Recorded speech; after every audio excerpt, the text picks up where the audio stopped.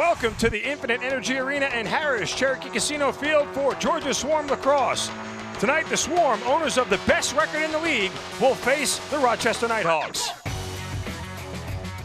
Hi, everybody. Welcome into Georgia Swarm Lacrosse. I'm Mark Zinno, my partner, Brian Silcott. Brian, when the owners of the Swarm brought the team here to Georgia, they wanted to build a team that was fast and aggressive on offense and tough on defense. They've done that. Subsequently, a 6-1 record to start this year. They couldn't have asked for anything better. Yeah, 6-1 is a rare air in this league. We talked a lot last year, seemed every week about, do they need more experience? They need to get bigger, tougher on defense. Well, this year they're more experienced. They're bigger and tougher on defense. They're also faster on defense, and I think they're finally all fitting into Ed Como's system, and everything seems to be flowing well. And then you have the intangibles of something like one of your studs on offense, Randy Stotts, goes out, and guess what? The same week, Johnny Powell comes back in, goes 3-2, and scores a game winner in overtime. Things are really going their way. Take a look at the standings. As we mentioned, 6-1 atop the East, a one-game lead over the Toronto Rock, who they just beat on Friday. So a two-game lead, in essence, in the standings. But they're in the driver's seat for a playoff position. That really is what matters. Right. That's what this league is all about. You got to get into the playoffs. In many ways, as long as you get in the playoffs, you can build throughout the year to get better and better at what you do. And I know that that's what they're thinking about. And 6-1 is a great position. Doesn't get much better than that right now. And we take a look at the ceremonial face-off as it is Native American Heritage Day here, and of course the Thompson brothers representing strongly. We had a pregame ceremony with Native American dancers. Just a fantastic event. The roots of lacrosse are in not only Canada but also in the Native American background, so it's a great day, Brian. Yeah, that's something I think that most lacrosse players are well aware of and appreciate. These two teams in particular are very well represented by members of the Native American community, particularly from the Onondaga res in upstate New York and the Six Nations res in Ontario, Canada. And speaking of Six Nations, two members of Six Nations, both Adam Bomberry, the Rochester Knighthawks, and Johnny Powell of the Georgia Swarm. In fact, Johnny Powell's cousin, Quinn Powell, on the Knighthawks, although not dressed for this evening's game as we see the ceremonial face-off just take place. But let's get into the Georgia Swarm, Brian, as the 6-1 start. Look, they are the highest scoring team in the league. They are great on offense. They're great on defense. It's been fantastic. Yeah, we saw Mike Poland there. Was really, I think, a key addition this year. Has been doing a fantastic job. He's third in the league, I believe, in save percentage. And then also Mike Hansen benching his starter Matt Vince in favor of Angus Goodleaf. Vince, one of the top goaltenders in this league, so a surprising move to say the least. For years has been one of the top goaltenders in this league and often considered the best. Angus Goodleaf is a quality goaltender, a little untested in this environment, so we'll get a good look and see what he has. Also tonight for the Swarm, as you mentioned earlier, Randy Stotts didn't play in the last game, won't play tonight, although Johnny Powell is back for his second game of the year. So we'll see if Powell can pick up the scoring that Stotts has provided. Absolutely. And we see John McIntosh and Dylan Evans for the faceoff, and we are underway as the Swarm try to win their third in a row, and they win the opening faceoff. Nice little touchback from just kind of pushing it back there to win the ground ball. No shortage of excitement the last two games the Swarm has played here at the Infinite Energy Arena in Harris Cherokee Casino Field. A back-and-forth contest with New England that Georgia wins, and then, of course, overtime on Friday night against the Toronto Rock. And that was a huge game for them because the Rock were right up on them in the standings. There's a bounce shot there from Matisse, is saved by Goodleaf. Yeah, if you were scripting games for a movie, they'd probably look a little bit like the last two games the Swarm have had. Swarm, only team in the league to breach 100 goals so far on the season, so nearly 15 goals a game for the Georgia Swarm. And that's an outstanding number. They're doing a fantastic job of moving the ball, and they're getting into the back of the net fairly consistently. 4 scorers in the top 25 in the league, led by Lyle Thompson, who's second in the NLL in scoring. As you see the Georgia defense there checking up on Graham Hosick. Down to the ground is Connor Sellers, the rookie. Does a great job with him. And a shot clock violation. Good start defensively for the Swarm. Really strong start there. And it was odd because, the last time we were here in Georgia for the game, defensively, they had a bad start. They trailed 6-2 early on in the first quarter and couldn't seem to get anything going offensively. So let's see if they can come out and get some good offensive series here in the beginning, Brian. Yeah, it's one of the tough things. Sometimes, things just aren't flowing right, and it's beautiful when you can have one of those starts and turn it back around. No one wants to start that way, but the key is being able to get yourself adjusted, get things going, and get back on track. And Shane Jackson buried his shot in Goodleaf's chest. Ball is still loose on the turf, as finally it is picked up by Goodleaf, as you saw the scrum going back and forth. But it was interesting one Georgia defender occupied 4 Rochester Knighthawks guys. He was a busy man in there. Angus Goodleaf, also a Native American from, I believe from the Mohawk Reservation. And the Swarm get it back. Needed another shot right there is not on the mark. And so now the Swarm will head back on defense. Coming out in transition, Jared Davis with his shot, and he scores. Yeah, a little sloppy on the change there. Ended up in a fairly easy 3-on-2 there for Rochester after a sloppy change by Georgia. Davis, his 3rd goal of the year. As you see, they get caught on the odd man rush, and tough one for Poulin there at point blank range. Yeah, that's one that no one expects Poulin to save that. They just got to clean up that bench a little bit and make sure they're not giving up such. 3-on-2 is one thing, but that was a 3-on-2 where the guy was able to set his feet to shoot the ball, which should not be happening in a 3-on-2 situation. Mike Poulin has been an excellent addition for this Swarm. All respect to Brody McDonald, who did most of the goaltending last year, but Poulin has been fantastic at the outset. Did struggle against New England, but came back and bounced back in the win over Toronto. Absolutely, and I think they still have a lot of confidence in McDonald. But I mean, Poulin's has been one of the great goalies in this league for a long time. He's got championship belts under his resume, and is a fantastic goaltender. Here's Davis again, sending it across to Bittarelli. Bittarelli back over to Davis, and now to Dan Dawson, who stands at 6'5", probably the biggest player on the field this evening. Yeah, Dan is a fantastic offensive player. Has not been scoring as many goals this year as usual. I think only has 2 or 3 thus far this year, but Dan Dawson is always dangerous. Yeah, 3 goals, 6 power play assists for Dan Dawson this year. And the Swarm, after a shot clock violation, come out on offense. And it was interesting, again, the last game here, struggled early on with ball movement as we get a quick touch pass and a shot from Johnny Paula saved by Goodleaf. But it was the offensive sets, Brian, where they just didn't look fluid as they have all year long. Yeah, and you wonder if, not having Stotts out there had something to do with it. Randy Stotts is obviously a huge factor in there, although they did have Randy in that game. The other night they did not have Randy. As there's 10 left on the shot clock. And a low hard shot, and he scores right there. That was Kyle Jackson. Kyle Jackson doing a nice job of reaching around Jordan McIntosh to make it tough to see that ball until the last second. You see him as he steps down, reaches around Jordan McIntosh for that shot, making it tough for Poulin to pick it up. Jackson, the point leader for the Rochester Knighthawks. That's a beautiful shot right there. Yeah, you can see Poulin started to go down thinking it was going 5-hole, but it was off his right side. Well, Georgia Swarm have dug themselves out of holes on plenty of occasions this year, but a 2-0 deficit to start this first quarter. And here is John Ranigan. And he gives it over to Lyle Thompson. John Ranigan's been quietly having a very good year, playing solid, tough defense. Stout defensively. Yeah, running the floor. There's Jerome Thompson. And that ball's loose on the turf. And Kyle Matisse picks it up. 3 left to shoot for the Swarm. And a backhanded shot saved from Goodleaf. That was a nifty shot right there as the clock was about to expire. Yeah, I think he was hoping he would get Goodleaf coming off the pipe perhaps there, but Goodleaf hung tough, played the angle, and was right there to make the save. And here comes Resetarits. And he cuts right in, and he gets checked through the crease.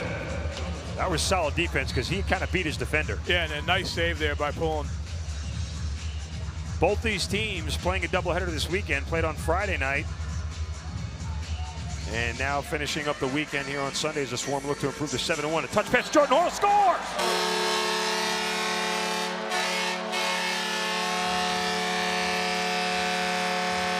Shane Jackson finds a cutting Jordan Hall, who beat Goodleaf. Well, you mentioned when we were talking privately before the game about how clutch Jordan Hall is and what a great player is. Oh, he didn't even get that on his stick. That was more of a deflection. I mean, I'm sure Jordan Hall will take it, but look at that. He totally missed it, and it went right 5-hole through Goodleaf. Good things seem to happen for Jordan Hall. Right there, he doesn't handle the ball, but deflects it just enough to beat Goodleaf. So Swarm get on the scoreboard. And what can you say about Jordan Hall? I mean, look, the Arlotta's given a lot of credit. When Jesse King goes down, he was kind of their Swiss Army knife, right? Absolutely. They go out and they may trade a lot of picks, which is always dangerous in this league. But they trade a lot of picks for Jordan Hall, and he has rewarded them handsomely. He's done everything for this team. Yeah, we talk about the maturity of the offense this year and how much more kind of organized they look and mature they look. I think Jordan Hall is a big part of that. He's been around this league for a long time. He's played a lot of lacrosse, and he's the kind of guy that other guys follow. Hall's 11th goal in the year came into tonight. 10th in the league in scoring, tied for 10th in the league in scoring. As you get a look at this little tangle here, one of the Miles Thompson. It's knocked to the turbo, Jerome Thompson rather. Interesting play. And here are the Knighthawks back on offense. Here's Rochester. Davis throws it in the middle, couldn't find Josh Courier, but the Knighthawks pick it back up and then knocked loose again by the Georgia defense. Nice trail check. And a shot clock violation. Hey, Rochester has a lot of motion going on in their offense. They haven't been able to handle the ball that well a few times, but a lot of action going on there. It's a 2-1 game in favor of the Knighthawks. We'll take a timeout, come back with more. You're watching Georgia Swarm Lacrosse on NLLTV.com.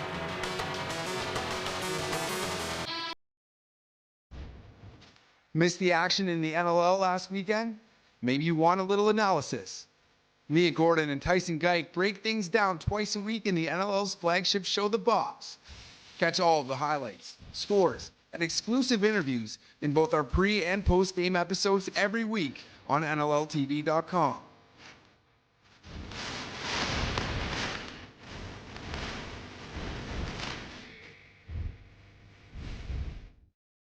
Tonight's game is brought to you in part by Sports Interaction, Canada's home for worldwide sports betting. Bet responsibly at sportsinteraction.com. Disclaimer, only residents of Canada may open an account with Sports Interaction. The service is not available to users outside of Canada. He's got Digby on the take, scores! Now back over to Dane Smith with a shot, hit the goal post inside, he scores! In a tight one so far, 2-1, the Rochester Knighthawks lead. But let's take a look back at the last time the Swarm were here at Harris Cherokee Casino Field. It was a back-and-forth game against New England, and Georgia trailed, but it was 4 late goals, 3 of them by Jordan Hall, as you'll see 2 of those 3 here back-to-back to give the Swarm the lead, and then we'll watch Lyle Thompson finish it off. It's interesting, Jordan Hall is one of those guys that he doesn't score a ton of goals, but he always seems to score important goals. So the Storm get that 17-15 win, an exciting game here for a good crowd on hand at the Infinite Energy Arena in Harris Cherokee Casino Field. Back to the action here, a 2-1 lead for the Rochester Knighthawks, and the Swarm will start off with the ball. Yeah, one of the cool things, obviously it's great being 6-1, but this team is fun to watch play the game, fun to watch win games. They're exciting, they make spectacular plays. It's just a fun team to watch play the sport of lacrosse. And you'll see here on offense again with Randy Stotts out. Johnny Powers catches the ball right in the middle with a shot and a save from Goodleaf, but he's kind of replacing what Randy Stotts did offensively. And a great catch there by Powers. One hand catch and then getting it back to a position where he can get the shot off. And a low shot from Paul Dawson finds its way in the back of the net. That's Dan's brother Paul. Is more of a defensive player, runs a little bit in transition. I think caught Poland by surprise there with that shot. First point of the year. Yeah, just beats him 5-hole. And again, not the start that Mike Poulin wanted at all. Yeah, you see Poulin's stick kind of gets caught up on the ground and ends up at an odd angle where he wasn't able to make a save. Rochester, the lowest scoring team in the league, Brian. So the Swarm offensively will have to find their way through kind of these tough spots.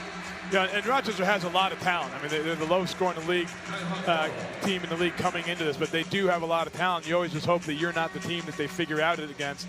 And right now, I don't think they're doing anything spectacular to get these goals. A couple of outside shots that perhaps Poland would like to have back. Jared Davis can't corral that pass, has to run back towards the middle of the field as we have under 10 left to shoot. And there's Rochester trying to work his way through the middle. Gives it back to Davis for a long shot that is wide. And before the shot clock expires, a long outlet pass to Tutton. He's working down low with Rannigan. Now Tutton will pull back up and wait for his teammates as the Swarm will switch. And here's Jerome Thompson. You can always tell Jerome, he's got the black head on his stick, which is not really common. Most guys have white, but Jerome stands out. Now we got a Rochester Knighthawks player down on the turf. I think and that it looks ball hit like him in it's the head. Scott Campbell. I think that ball hit him in the head. Campbell, one of the more veteran players in this league. Yeah, and that shot hit him right in the shot side of the right head. in the head. Wow. Bet he hears bells at this point in time. Yeah, that does not feel good at all.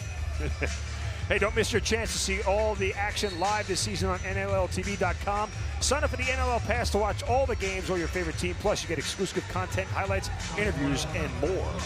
It's a 3-1 lead here for the Knighthawks as they come out on offense, as we see Dylan Evans.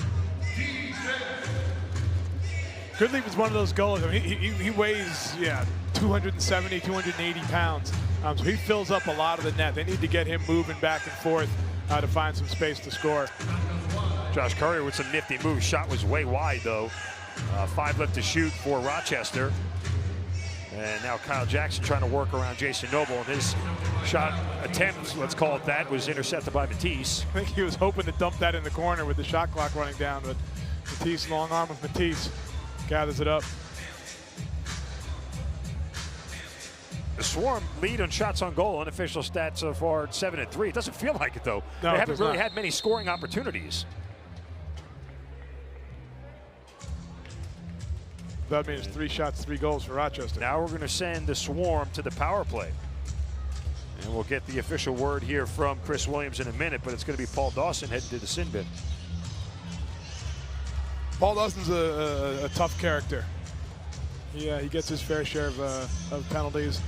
Big, strong kid. Came into the league, actually used to be a goaltender originally. 2 minutes, illegal cross check. And I think it was on Jerome Thompson who he checked to the ground. We'll take a look at it. Well, there's he takes a bit. Yeah, a little Shane high, Jackson, a little high, yeah. And the Swarm come into tonight the best power play in the league. And in fact, we were talking about this before the game. Their road power play conversion is near 75%. That's insanity. Yeah, I think it has to be a misprint when you look at that. Powers with a shot that is deflected wide. No, they finally reset the shot clock. Here's Jordan Hall working around the defender for a shot and a save from Goodleaf. Hall gets his own rebound, flips it in the corner. And then back across to Miles Thompson, now back up to Lyle. As the Swarm working diligently around behind the head pass, back to Hall from Powers. 11 on the shot clock. We were trying to give it go to Shane Jackson. That was wide off the mark. Jackson gets it back. 5 on the shot clock. Palace winds up, shoots, and scores!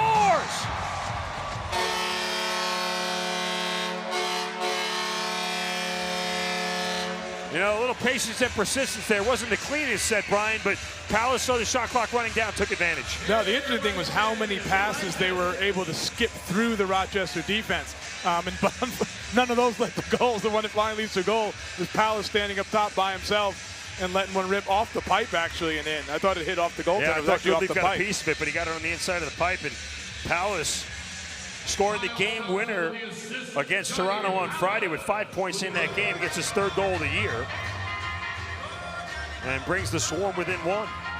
And that's something, the coach has got to be happy about when Johnny Palace is coming back in the lineup. You know, where's he going to be in his game? And he goes 3-2 in the first game and gets a goal early here in this next one. See the crowd respond to a big check, and Radigan scores!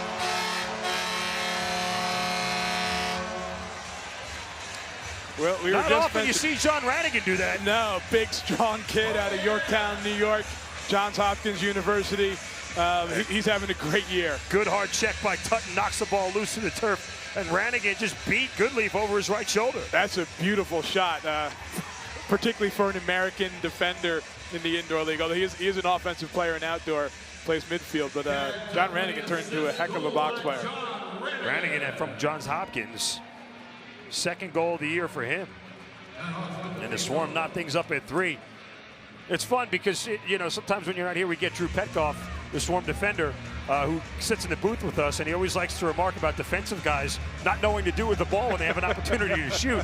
Radigan, one of those guys, but certainly had no problem there, going top shelf. There's Kyle Jackson, a low shot from Jared Davison, a save from Poulin. That was a nice save from Poulin, and needed that one. Yeah, that's a big save for him. And And here's Rannigan again, feeds it up to Noble, shot and a save from Goodleaf. That was a great scoring opportunity in transition. Yeah, all of a sudden, Georgia seems to look to have a little more balance, a little more confidence in their game right now. They looked a little stiff early on, including goaltender Mike Poland. So it's good to see him get a save and to see them moving up and down the floor a little more smoothly. It was interesting, Brian, in the game against New England, there was a lot of those transition goals scored as we watched Courier with a nice pump fake working inside, but a good check from Noble, who knocks the ball loose. But it's a curious decision when you try to score in transition and when you wait and pull up and say, let me get my offensive players on the field. Yeah, and it's a decision you have to make very, very quickly. You know, it's happening so quickly. If you're going to push to the goal, you have to make that decision. Generally, you base it on numbers, but it could also be based on which side of the floor you're on relative to your strong hand. As Hall's shot goes wide and back towards the middle of the field, and Matisse can't corral it, but Jordan Hall does, and we're getting over and back, and it'll be a Rochester ball. But I think, too, a lot of that also is the confidence in the guy who's got the ball and who he's on a break with, so to speak. Absolutely, absolutely. And you know, if you see a guy with offensive skills running with you on the correct side, that's an immediate indicator to push it. The official's going to award the Swarm the ball back, saying that it was touched by Rochester before it went over the midline, so the Swarm will get the ball back in a fresh 30. Interesting. I didn't see. I saw that Georgia had a chance to pick it up and missed it. Must have nicked somebody from Rochester along the way. And we are going to get a timeout. Tied up at 3 here in the first quarter. You're watching Georgia Swarm Lacrosse on NLLTV.com.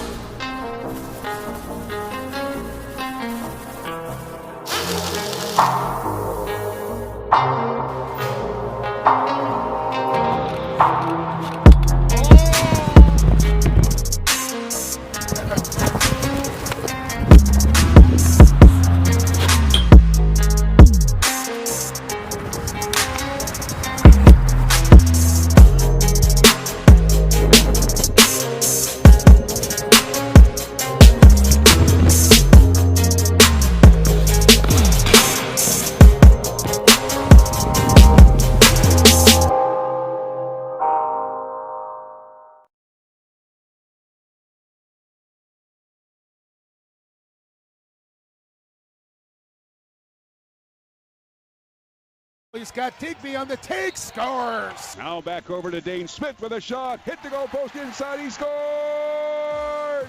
Afraid you might miss out on the big stories from your favorite team? Well, or play. Program works in over 85 Indigenous communities to support leadership development and positive outcomes for Indigenous young people. To learn more or make a donation, visit right2play.ca. Alongside Brian Silcott, I'm Mark Zinno. Swarm and Knighthawks tied up at 3 here.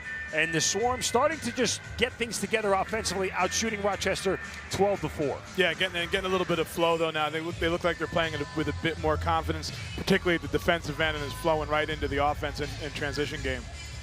So the Swarm will start here with the ball. And a fresh 30 after the officials kind of determined it went over and back and then decided to change their mind that Rochester had touched the ball. And there was a give and go to Matisse, who was kind of banged towards the side of the net. Wow, I think that may have been a set play. That was a beautiful cut and pass all the way wide on the backside. And here we get Brad Gillies, and his pass trying to go back towards, goes to the middle of the field. Here's Krepicek all alone, sprinting towards the goal. Krepicek shoots, saved by Goodleaf. Moves wide in the net, Yeah, that was an interesting choice to go with the substitution there. It ended up, I guess, paying off, but I think that Rochester player probably should have gone back and played some defense. Yeah, Krepicek just wide of the net. And then we get on the other end, a goal from Josh Courier. And that, you don't see mistakes like that very often by the Swarm. He was wide open on the inside for a moment there. A mistake that doesn't happen very often for the Georgia Swarm. Courier with his 12th goal of the season. That leads the Rochester Knighthawks. You can see just a low, hard shot there, Brian. And you can see the gap. I mean, he was right in the middle of the Harris logo there, wide open for a good second, which is not supposed to happen defensively.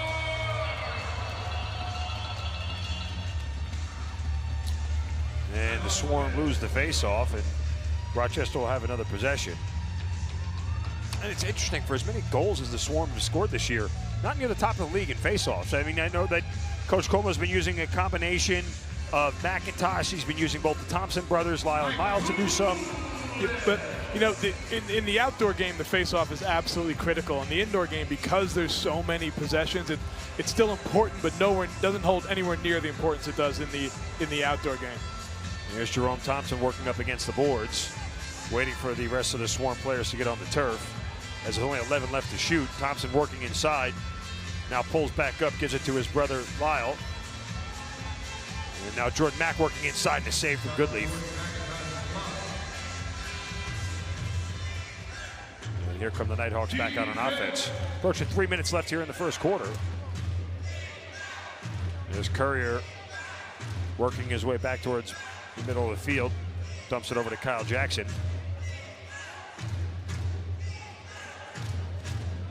Courier loves that face dodge, and Noble's been all over it thus far in the game. Josh Becker with his shot, and the rebound goes right back to him. Ball loose in the middle. Krepicek picks up another loose ball and sprints into the offensive zone, and I think this time he'll wait for the Swarm to get an offensive set going. Shane Jackson trying to come around a screen, has to give it over to Powis. Now Hall gets it, cutting inside, throws it behind the cage. Tried to go back to Powis, but I think it missed its mark, and Shane Jackson picked it up. 8 left to shoot. Here's Matisse to Shane Jackson behind the net, and he scored. They are saying no goal. Did Goodleaf make that save, or did they say it was a crease violation? I think he made the save. I think he made the save with his legs. Couldn't tell from our angle up here, so we get a good replay. Yeah, he gets a leg over there, I think. And Reciterit's now on the offensive end. There's Jared Davis with the shot that is wide, and the rebound goes to Dan Dawson. Matched up against Rannigan, who's getting checked as he checks Dawson up against the boards. And a shot clock violation, or the Swarm take it regardless. So I really like the ball movement in that previous possession by the Swarm. If they keep the ball hot like that, they're going to get their goals. Excellent ball movement all over the floor. Just kind of ran out of time there, but they're moving the ball well right now. Pass for Jerome Thompson gets intercepted by Brad Gillies, who's sprinting down. A shot and a save for Poulin. Talked about trying to make that decision to choose whether to shoot in transition or wait. Gillies never hesitated. No, not at all. He's a righty. He was on the right side there. He probably would like to have had a little bit better angle, but not a bad shot at all. Poulin with a big save on Dan Dawson. And as we're coming near a minute left, Dawson trying to work inside. Matched up against Noble. He towers over Noble. Look at the size difference there. Dawson loves to use that free hand to clear the hands off on the cross check to get to the inside. Courier with the shot and a save from Poulin, as Chad Tutton with some great defense. And, you know, Poulin's starting to get more confidence now with each save that he gets. Yeah, remember those first couple, he looked a little bit just awkward almost trying to stop the ball, but now he seems to be feeling a bit more comfortable. 15 on the shot clock, just over 30 in the first quarter. Cutting inside, Matisse shot and a save from Goodleaf. And now the shot clock is off, and a big hard check from Johnny Powis, and does it again. Knocks the ball loose in the turf, and somehow Andrew Suter stays with it. Johnny Powis showing a little timeout called by Mike Hassan, the head coach of the Rochester Knighthawks, but Powis, whew. Yeah, that's nice to see. He was relentless defensively there. I think he's missed playing maybe a little bit. Has a little aggression to get out. Well, you know, but and the smart move from Powis there, as we take a look at the replay here, is that Suter was all alone, and you can see Powis lined him up. You know, and he was basically defenseless, knowing he was going to get a good hard check on him, and then he does it again, and somehow the ball ends up inside Suter's stick. Yes. So Suter's a tough character. I mean, he's been known as one of the best fighters in this league for a long time, and also as an outstanding offensive player as well. So 16.8 left. Shot clock will be off as the Rochester Knighthawks will have a possession here. And we'll see if they go aggressive and pull the goalie. Yeah, I would think that they'll pull their goalie and wait till the final seconds with the 6-on-5. It wasn't a couple of weeks ago. I think it was against New England the first time they played here, where the decision to pull him backfired and a shot was wide and a long rebound came out. And they took the shot with like 7 seconds left. Yeah. And that's when you pull the goalie like this, you have to shoot with under, 3 or 4 seconds left. So should a long rebound happen, you're not giving anybody a chance at an open net. Exactly. So the Knighthawks net empty.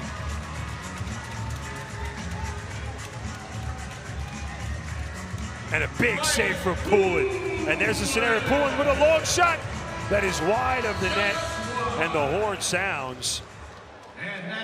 Yeah, given what they were doing there with the one-on-one, I'm surprised they didn't wait a couple seconds to set that up and run the clock down, but I guess it worked out okay.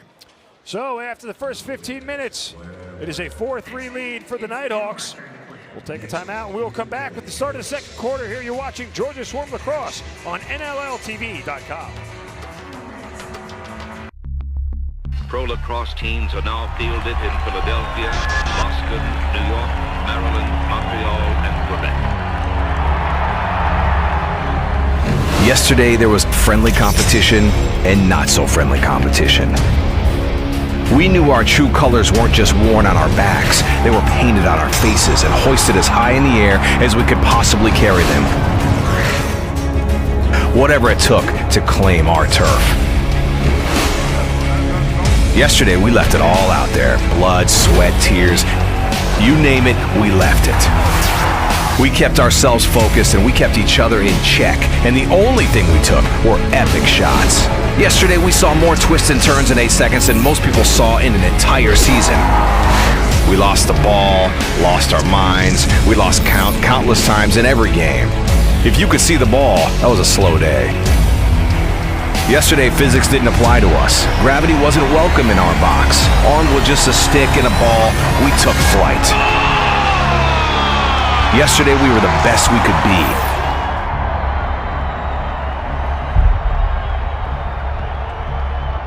Today is our day.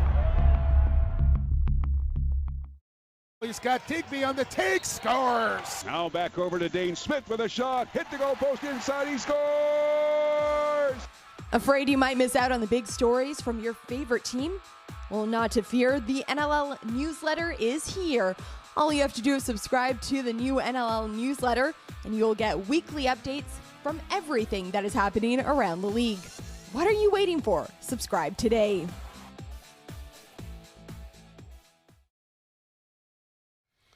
Welcome, lacrosse fans. Tyson Geik of NLL Productions here with you right now, and I'm joined by Shay Hewen, CEO and founder of the U-Hawk Camera. We have some exciting news for you today. The NLL has officially partnered with the U-Hawk Camera, the new official action camera of the National Lacrosse League. Shay, an exciting moment, for both parties here. Yeah, it's an incredible day. It's a big step and a big moment in the history of sports, and for the National Lacrosse League to be the first league to step up and bring actual player point of view, video footage to fans at home in the actual real raw competition in the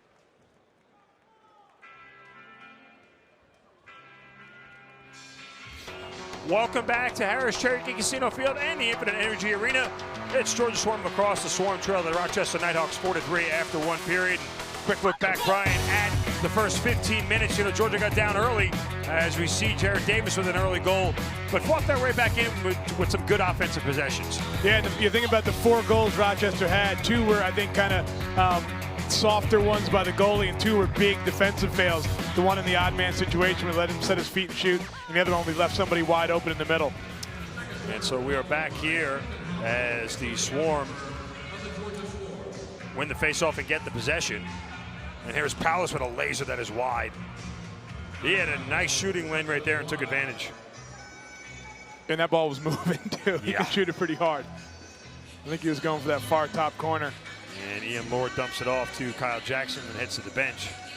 And Rochester will set their offense up with 14 on the shot clock. I think that's the same spot that Rannigan shot at as well. Dan Dawson back over to Jackson. And the pass missed its target, and it's picked up by Lyle Thompson.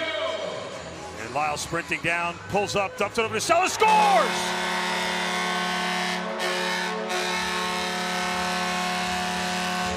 Wow, Lyle paid for it, but great patience to wait until the right moment to deliver that ball. He ended up getting hit because of it, but he slows down, waits for them to come to him, and beautiful finish. Sellers just with his second goal of the year, the 10th overall selection in this past NLL draft. Beats Goodleaf right over his right shoulder, and we're tied up at 4. Yeah, Sellers just reaching those arms out a little bit and putting it around him to the far side. You talked about Lyle Thompson paying the price there. His 31st assist on the year. And you don't. Go ahead. I'm sorry. You don't see the pure 2-on-1 like that all that often in this game. And McIntosh and Suter on the faceoff finally picked up by Georgia as we paid the price there for Georgia. It looked like it was Ethan O'Connor. And OC is down on the deck. And that's going to be a penalty, I think, for a check to the head. Yeah, that was a high one. And it's a kind of precarious spot when it comes to checking with the stick. 25-minute major, high sticking. I was going to say, they're probably having a conversation about whether that's a 5-minute or not. So Andrew Suter going to head to the box for a 5-minute major. And you could see the shoulder. I mean, lacrosse, much like every other sport, is worried about head injuries. When you get to the shoulder, head, and neck area, they are very, very careful about how players are treated. Yeah, and you have to be particularly careful because it's so easy to glance off of that shoulder and into the head. I don't think Andrew Suter was trying to hit him in the head there. And Kyle Matisse buries it. Again, great ball movement, getting down low to the lefty, and then the righty cutting through there. Matisse coming through off of the feed from down low. That's really, I don't want to say an easy shot for Matisse, but if they're able to get that ball in there to him, he's going to finish a high percentage of those. Look at that, splitting all 4 defenders and beating Goodleaf down low. I mean, that is a fantastic pass from Jordan Hall. Yeah, and Jordan's throwing that pass off of a skip from up top as well. Thompson skips it down the hall, and then the cutter. That's a tough thing to defend if you're able to link those passes up. And again, a 5-minute major, so Andrew Suter's still in the penalty box. Georgia's still a man up. As the league's best power player will go back at it. And Georgia with their first lead of the afternoon. And Suter with a 5-minute major. Hall flips it back to Powell, flips it behind his head, but Shane Jackson couldn't connect. I like that play though. He snuck around the crease, tried to keep that low, try to get that low lefty defenseman sleeping a little bit there, and they did. Swarm have missed back-to-back shots on net, and there we get a goal! Did it beat the shot clock? The officials are going to talk this one over, but more nifty passing. Great ball movement. And Miles Thompson put it in the back of the net, but they're going to review this. That was very close to the end of the shot clock as the Swarm took 3 shots there, all wide of the net. Yep. And immediately the challenge flag was thrown, but I think the officials are going to look at this regardless. So Chris Williams, Matt Garrison, and Kyle Kennery all discussing right now. I mean, a good challenge, I think, by Rochester there. Absolutely. And there's Chris Williams. You see, it looks like he's going to take his helmet off and head to the video replay. Now, the ball only has to be over the line, or the ball has to be out of his stick, rather, when the shot clock expires. Before the shot clock. As long as the ball is released from his stick before the shot clock expires, the goal will count. It may come down to that. The interesting thing on that play was the Rochester player, they overextended and created a 3-on-2 behind himself. You can see their defense is overextended, and they have the 3-on-2 there. And there is Miles with a wide open. I mean, just dumps it in. Nothing Goodleaf can do there. It's just a question of whether the shot clock was expired. Now remember, it's got to be conclusive evidence. The shot clock here at the arena doesn't have a 10th of a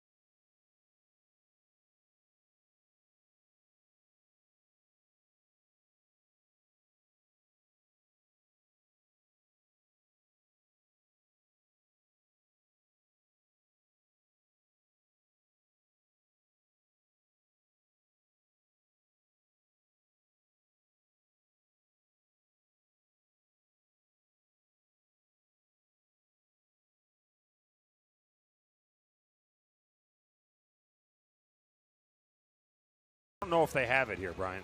Yeah, I don't think so, but obviously I might be biased. The 30 clock expired before the ball entered the net. We got no goal. Wow.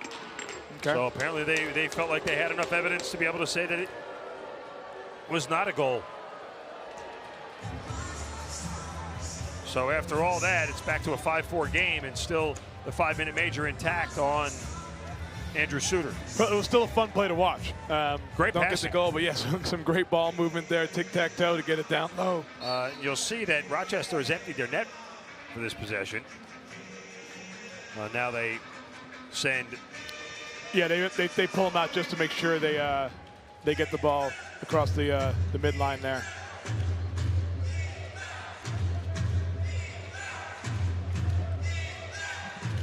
So on the shorthand here for Rochester, they'll just try to kill some clock. 5 left to shoot. And pass not connected. Now the Swarm come out on a rush. Rannigan looking for some help, then pulls back. And now he'll go back towards midfield, and the Swarm will make a change. Yeah, I mean, in this case, when you have a man advantage, there's no reason to try to score in transition. I was surprised when initially I thought he'd pulled out, but then when they had the lefty coming out of the box there, I thought he might press it, but Rannigan thought better. Powers tries to find Miles in that same spot that he just put it in the back of net from last time. Hall with the shot that is wide, and a long rebound going out towards now into the Rochester bench.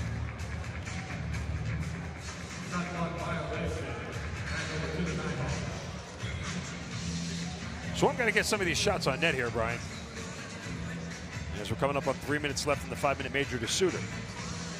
But they're getting quality shots, they're just not on the cage. They are. I mean, I like the ones better when we get 2-3 passes in a row, particularly ones going back and forth across the net. Giving Goodleaf size, moving the ball side to side is of tremendous benefit. And here's Dan Dawson, matched up against Sean Young. Oh, they got a reset there. And now we're going to get a violation on Georgia. Yeah, we'll give the ball back to Rochester. Push in the back, yeah. and Dawson managed to get a reset there, bounced it off of the pads.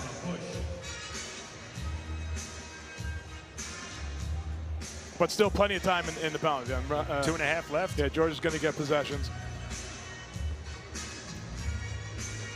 That's a tough spot when you're in a 5-minute major. You have to pick your spots for a scoring opportunity very carefully.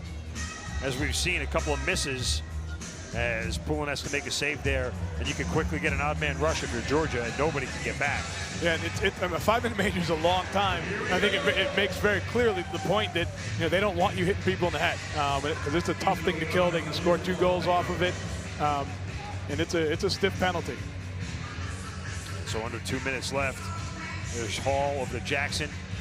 Ball looks inside, dumps it back to Lyle Thompson, and a save from Goodleaf. Shot right on target. And look at that play by Lyle Thompson to just tip it back towards the boards. Really smart play, really smart play. Matisse over to Lyle. Now to Jordan Hall, back to Lyle. Lyle shot and it scores!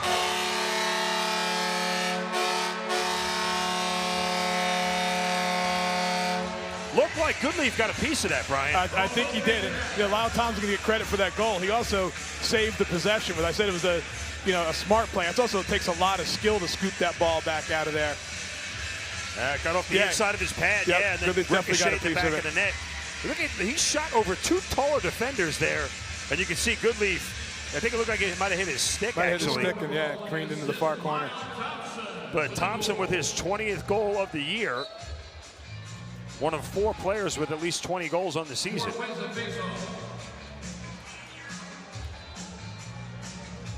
Well, I said you can get a couple goals on the 5-minute, and they did. Managed to get their 2 goals. We're back to even numbers. Back to 5-on-5. Andrew Suter still sitting in the penalty box, though, for the 5-minute major. Yes, he has to serve the full time. And Goodleaf with the save. So just for those counting up numbers on the floor, again, 5-on-5, but Suter still serves the 5-minute major. And now we get a odd man rush coming from Georgia as Chad Tutton works his way into the offensive zone.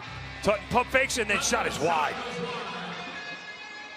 I like that move by Chad Tutton, the wind up and then slid to the middle of the floor to get that shot up, but it just sailed on him a little bit.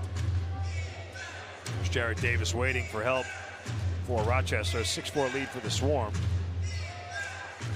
As we got 9.5 left in the second quarter. There's Big Dan Dawson working towards the top.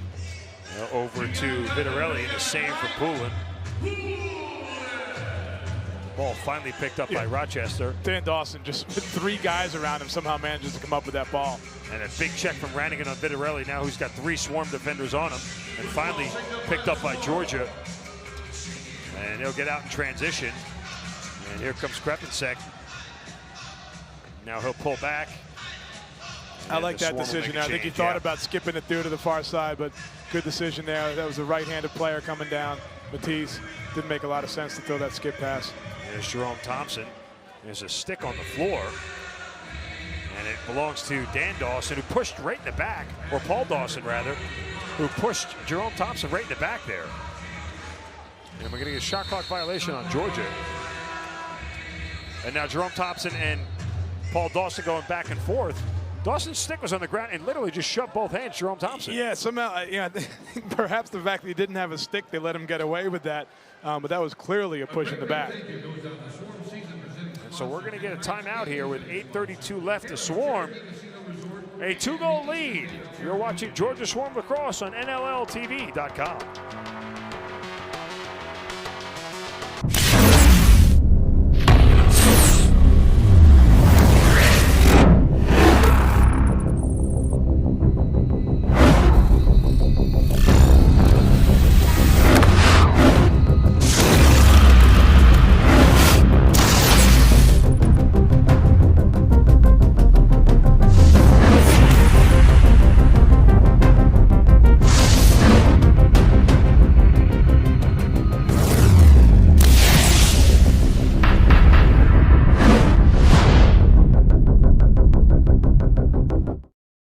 Tonight's game is brought to you in part by Sports Interaction, Canada's home for worldwide sports betting. Bet responsibly at sportsinteraction.com. Disclaimer, only residents of Canada may open an account with Sports Interaction. The service is not available to users outside of Canada.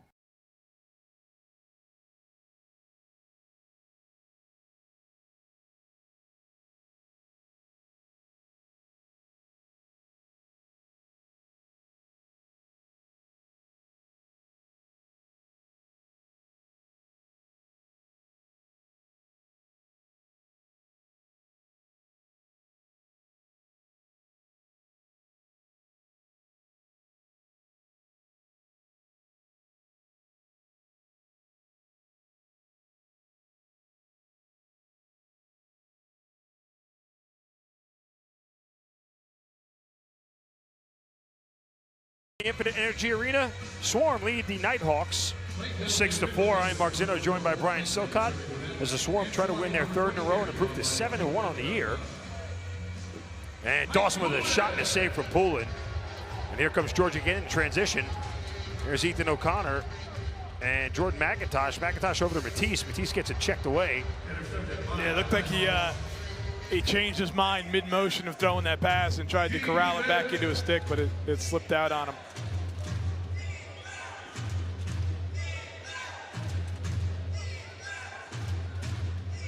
14 on the shot clock. Dan Dawson again, kind of waiting. There's Kyle Jackson backing up. Now trying to work inside with a low shot and a save for Poulin. You kind of got the sense here that Jackson was going to do that on his own. He didn't really look like he was going to involve anybody else. He was looking for the one-on-one opportunity. And I think he was hoping off that spin he'd get more to the inside, but decided to take the shot anyway. And on the far side, Jackson gives it over to Lyle Thompson. Now Matisse in the corner. Matisse going to come around a screen and then gives it up now. Powless, 8 left to shoot for the Swarm. Powless spinning, pulling back towards the middle. Tried to find Matisse, couldn't. Picked up by Miles Thompson with a shot that's deflected. It looked like it hit off the back of Ian Lord, and it was a shot clock violation. Just never really got it going there in that possession, it seemed. And Vitarelli with a shot and pulling up to the task. Got looks at the cage, but never really got an offense going, and it ended up with what could have been a nice shot, but the defender was in the way.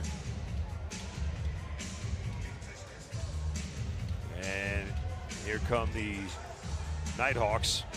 Vitarelli dumps it back to Josh Becker.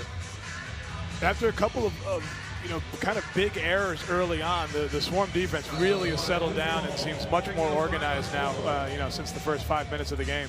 And Rochester commits a violation. The Swarm will get the ball.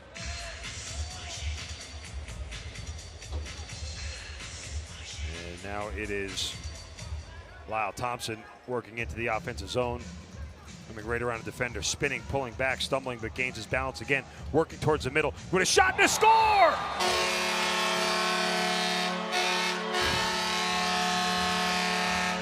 Flat-out determination by Lyle Thompson. They're working around several defenders to create the space and the scoring opportunity. That's how quick and explosive he is, and strong is something I think people underestimate. And that's a spectacular literally goal. Had a grab of his jersey. That is a spectacular goal in every way. I mean, the effort and then the focus and concentration at the end to deliver that ball into an open spot in the net. Unbelievable. I've said this for several weeks now about Lyle Thompson. His maturation in his second year in the league has just been unreal. I mean, last year, not that he looked like he didn't belong, for lack of a better term, just maybe a little timid, maybe just working for the adjustment. But this year, he looks like a seasoned veteran as Rannigan with a low shot. But he just has so much command of the game, Brian. Absolutely. I think we talked about this earlier in the year, that this is different than Canadian box lacrosse. This is a different style of box lacrosse than what these guys grow up playing. And it took him a year to get used to it, I think, on top of the fact he'd been playing a lot of field lacrosse. He just looks like a different player this year than last year.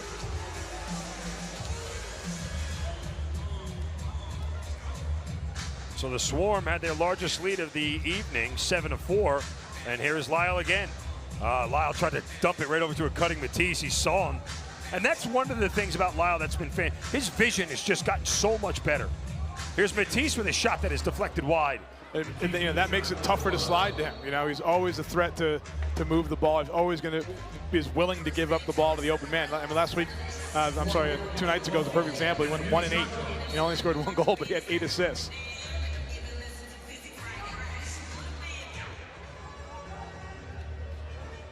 And a goal! It's Thompson again!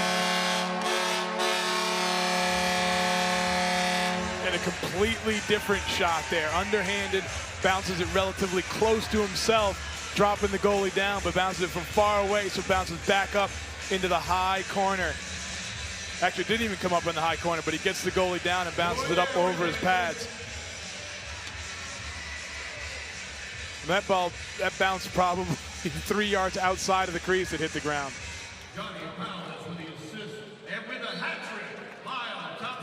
As you just heard the PA announce a hat trick for Lyle Thompson, as it all came rather quickly. Because he was held scoreless in the first quarter. Yeah, he is a fun player to watch, though. And again, the problem is when you start, closing to him, sending that double team, he's gonna move the ball.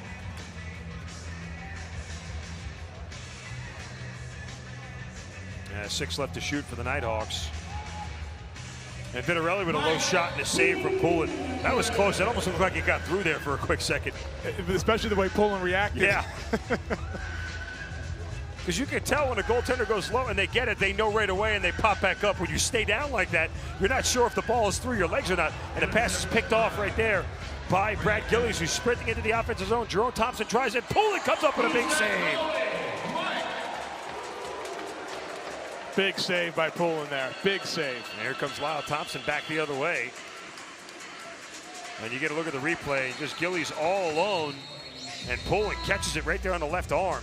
Rare mistake there by Lyle Thompson throwing that ball away.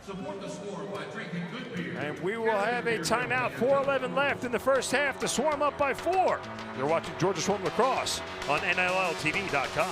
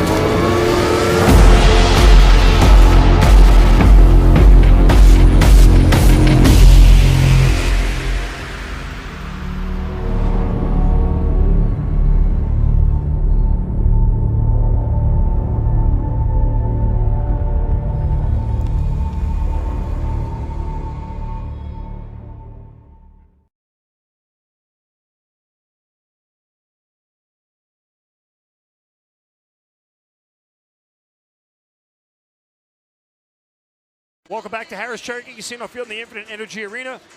Brian Sokot alongside myself, Mark Zinno, as they Swarm have an 8-4 lead over the Knighthawks. Just remember, this game started 3-1 Rochester, so it's been a barrage of goals by Georgia. Yes, I was looking for the right word. I think barrage is appropriate. And so we are waiting for play to start as we'll take a look at Big Dan Dawson.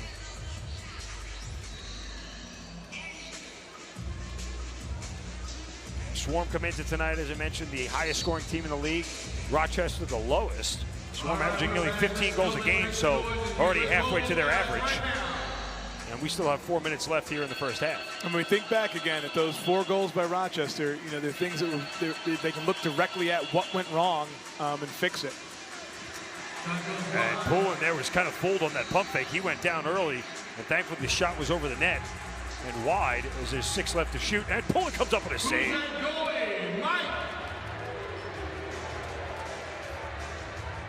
Here comes Krepensek into the offensive zone. And now Matisse in the corner. He goes around Graham Hasek as Hasek checks up on him. Back over to Hall. Hall comes around the top, shot wide. Long rebound, Matisse is there to pick it up. 3 left on the shot clock, and Thompson has to get rid of it and does, and we get a fresh 30. Ball loose in the crease. And then picked up by Rochester. I like Thompson crashing the crease after that shot, though. Almost had an opportunity.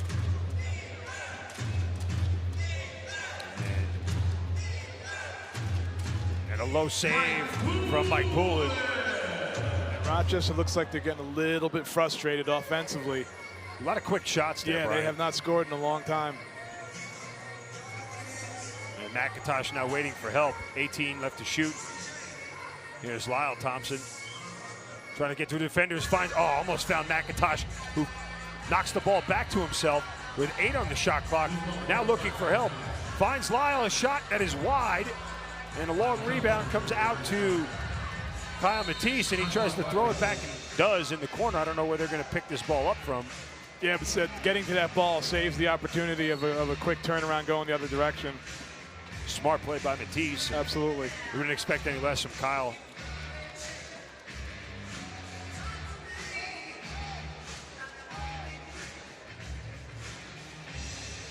And a shot is deflected. Looked like off Storos.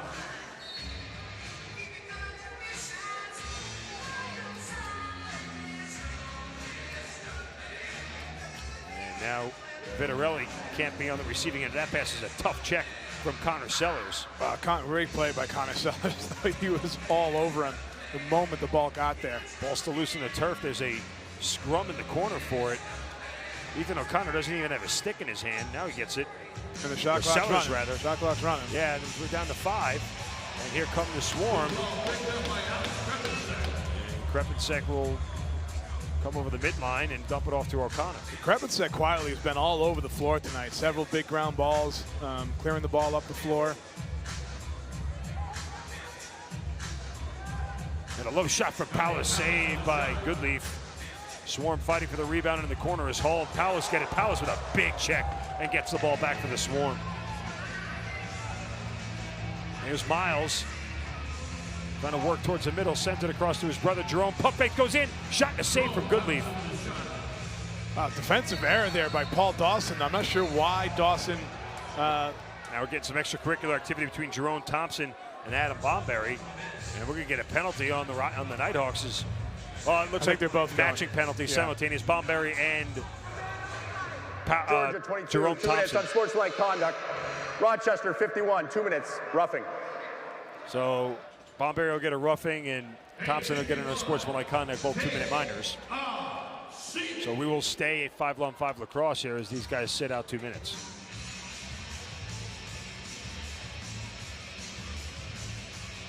Swarm not a very heavily penalized team this year, Brian. They have not been at all. They've had a couple of games where they picked up more penalties. And they see good. Bomberry took a shot at him. Yeah. He threw a punch. And a save from Poulin. Ball loose in the crease and then picked up. The officials missed that. Yeah, they must not have seen, but they called it though, which is interesting, unless there was another shot by him afterwards.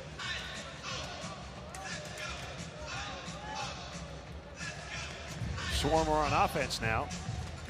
Coming to halfway point in the possession. And up against the wall right there is Shane Jackson now working his way in. Tried to connect with Palace, who couldn't hold on to the ball. Palace was in great position there, just couldn't corral the stick. Yeah, got his stick on it, but couldn't hold on. Joel Matthews being checked up on by Lyle.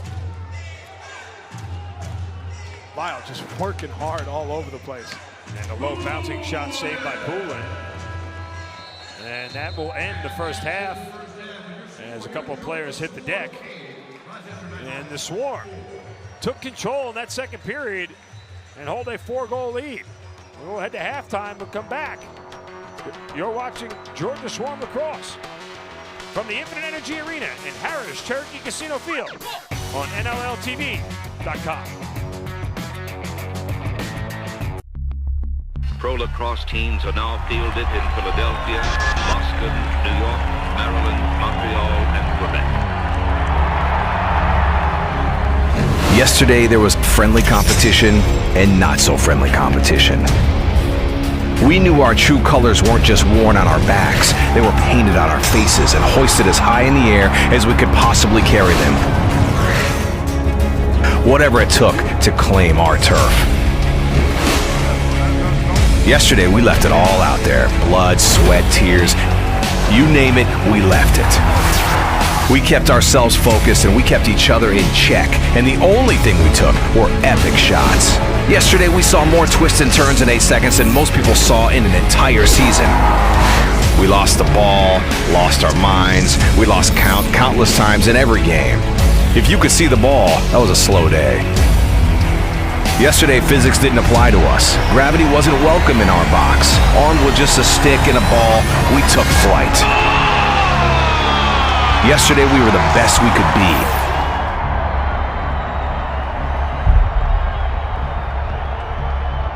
Today is our day. Versus Miles Thompson, Georgia Swarm, Curtis Dixon, Calgary Roughnecks. Here we go. Miles Thompson, the champion from last week. Great behind the back shot over the shoulder of Dylan Ward of the Colorado Mammoth. What a goal. Unbelievable. That one was on SportsCenter Top 10. Now Curtis Dixon behind the back, behind the waist shot. This one's crazy. You're going to need about 5 looks to digest this shot by the creative man, Curtis Dixon. Fans, who have you got? Miles Thompson of the Georgia Swarm or Curtis Dixon of the Calgary Roughnecks? You know what to do. Head to Twitter now, cast your vote, and we'll see who comes out on top as champion. My name is Brian Lemon. I'm Vice President of Lacrosse Operations in the National Lacrosse League. I handle all competitive aspects of the game, and certainly excited to be here with Crossover. I think it's the speed of getting game tape from our games to our teams, to our coaches, to our fans. That's going to be a dramatic improvement for the 2016 season with Crossover. You know, sure, as in any sport, just like the National Lacrosse League, our coaches and our teams are extremely competitive. You know, we have a lot of parity in our league, and the scouting aspect of scouting teams ahead of time and looking at their own team, breaking down the game tape, analyzing it. Again, the platform that Crossover provides us with doing that for us and our scouting teams and our member clubs is tremendous. So it will be very exciting for those guys on coaching staffs in our league to be able to have that immediate feedback. What I expect to see with this partnership from a coaching standpoint is that our teams will be extremely happy with getting game video and being able to break that down by watching it, you know, already broken down by Crossover, and being able to analyze it a lot quicker. I think that's primary given my position as operations. Secondly, I see that a lot of fans will be able to access our website and see the crossover video clips of games played, Saturday night. They'll be up to be able to see that later on that evening, the next day, and it'll be immediate, exciting game tape for them to watch. Well, it's going to be a tremendous improvement from internally with our game officials. We've been able to cut game tapes and clips of specific game situations, the mechanics of how officials run the floor, the penalty calls, missed calls, those things. And that's taken time. It's taken 3-4 days before we can get those cut. Now with crossover, we expect that is going to decrease tremendously. We'll have those video clips, and each official will be able to log on to their own account, and it will be telestrated by myself and other members in the league office to see that immediate feedback and watch the game and specific clips on referee development. We did have a couple teams prior to our partnership for 2016 use crossover. I believe Rochester and Knighthawks have been the longest running team using crossover before we did a league-wide partnership deal. And they won 3 championships in a row. So certainly could be attributed and helped, I think, their success there. So certainly a lot of teams are excited to get all on board and do this as a league venture.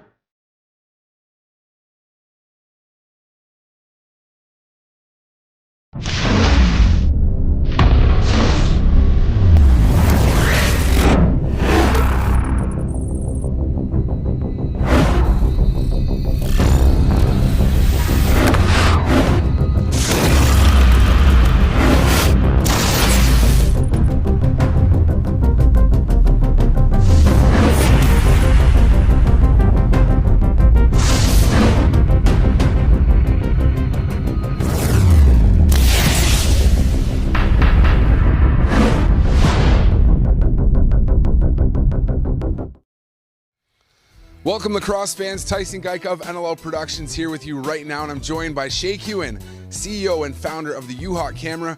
We have some exciting news for you today. The NLL has officially partnered with the U-Hawk Camera, the new official action camera of the National Lacrosse League. Shay, an exciting moment, for both parties here. Yeah, it's an incredible day. It's a big step and a big moment in the history of sports, and for the National Lacrosse League to be the first league to step up and bring actual player point of view, video footage to fans at home in the actual real raw competition in the season. It's a monumental day, and we're very excited to be the official camera provider to be a part of that.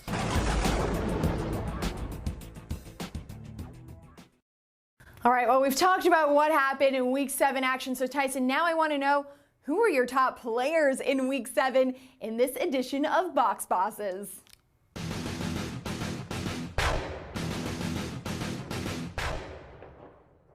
Yes, time now for my Box Bosses. It gets more and more difficult to pick 3 players from every week, but I have to do it. And this week, I'm going to start with Lyle Thompson from the Georgia Swarm. 4 goals and 6 assists for a personal season-high 10 points in a win over the Black Wolves. He also took draws for his team, scooped up 10 loose balls, and had a team-high 14 shots on goal. Lyle Thompson is a player that can hit you in so many different ways when on the floor. At number 2, I've got Brent Adams. Scored his first NLL goal in his 3rd game in the league. This is an American field lacrosse player turned box lacrosse player who is doing a great job of adjusting to the indoor game, having a big night in a game against the Stealth where his 3rd goal of the night was also a winner in overtime. Adams certainly played the hero on Sunday night. And at number 1, I have Nick Rose of the Toronto Rock. Rosie continues to shine. He had a save percentage of .851 in a win over the Roughnecks on Sunday and is easily the number 1 choice for goaltender of the year at this point in the season at least. Nick Rose is a leader for the Toronto Rock on and off the floor. He's playing the best lacrosse of his career right now, and you'd better believe if he continue this play, the Rock will be laughing for the rest of the season. He has been great early on. For the 5th year in a row, the National Lacrosse League has partnered with Right to Play to bring lacrosse programs to Aboriginal youth across Canada. We had a chance to speak with New England Black Wolves' Sean Evans at one of these programs to find out what it means to him to bring the sport he loves to these various communities. This marks Sean Evans' 4th year taking part in Right to Play, a global organization that uses the power of play to educate and empower children facing adversity. It's something special, you know, what they do, and you know, the dedication that you know, they provide to these communities, and have athletes like myself coming and teach and see the looks on the kids' faces is unbelievable. On this given day, the New England Black Wolves star, along with other members of the NLL community, were teaching kids the basic skills of lacrosse, but skills he believes will help them not just when it comes to improving their game on the floor. It's something rewarding to me, and rewarding to, I know, a couple other guys here that are here this week, to see at the end of the week them enjoy the game of lacrosse, and them actually take a little bit from what we talk about and what we say and actually use it to their benefit of, you know, life skills, or you know, skills that are on the floor and skills that are off the floor. The program has been created in hopes of empowering children and youth to develop lacrosse skills, but also life skills such as leadership and sportsmanship. What these kids learn at the end of the week and stays with them to, you know, build them as better people growing up, and to continue to build their communities into a community that you know, works together. Since the NLL and Right to Play partnered in 2012, the program has reached over 1,600 First Nation children and youth, with over 19 players from the NLL participating.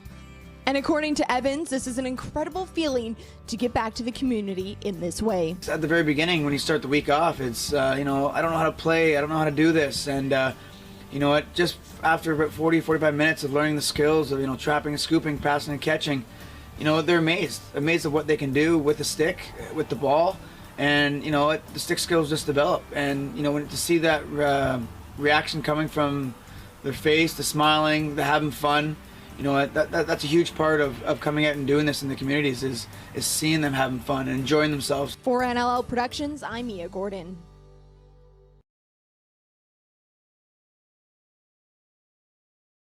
Hello everyone, and welcome to this week's episode of the NLL Social Circle, where we take a look at some of the big stories happening across the league on social media this past week. And this week, love was definitely in the air. We had a chance to take a closer look at a very special bromance between teammates Jeremy Noble and Dylan Ward. Just take a look at this adorable photo. Fans were loving this, and if you haven't had a chance to check out the story yet, head on over to NLLTV.com.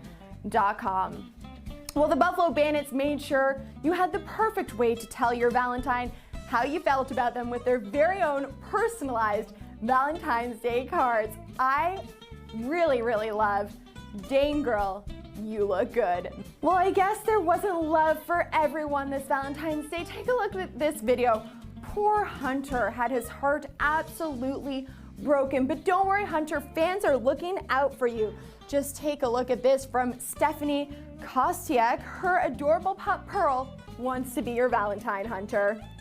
This weekend marks the Right to Play weekend across the National Lacrosse League, where they will be celebrating the partnership with this organization that believes in transformative power of play to engage and empower children and youth around the world.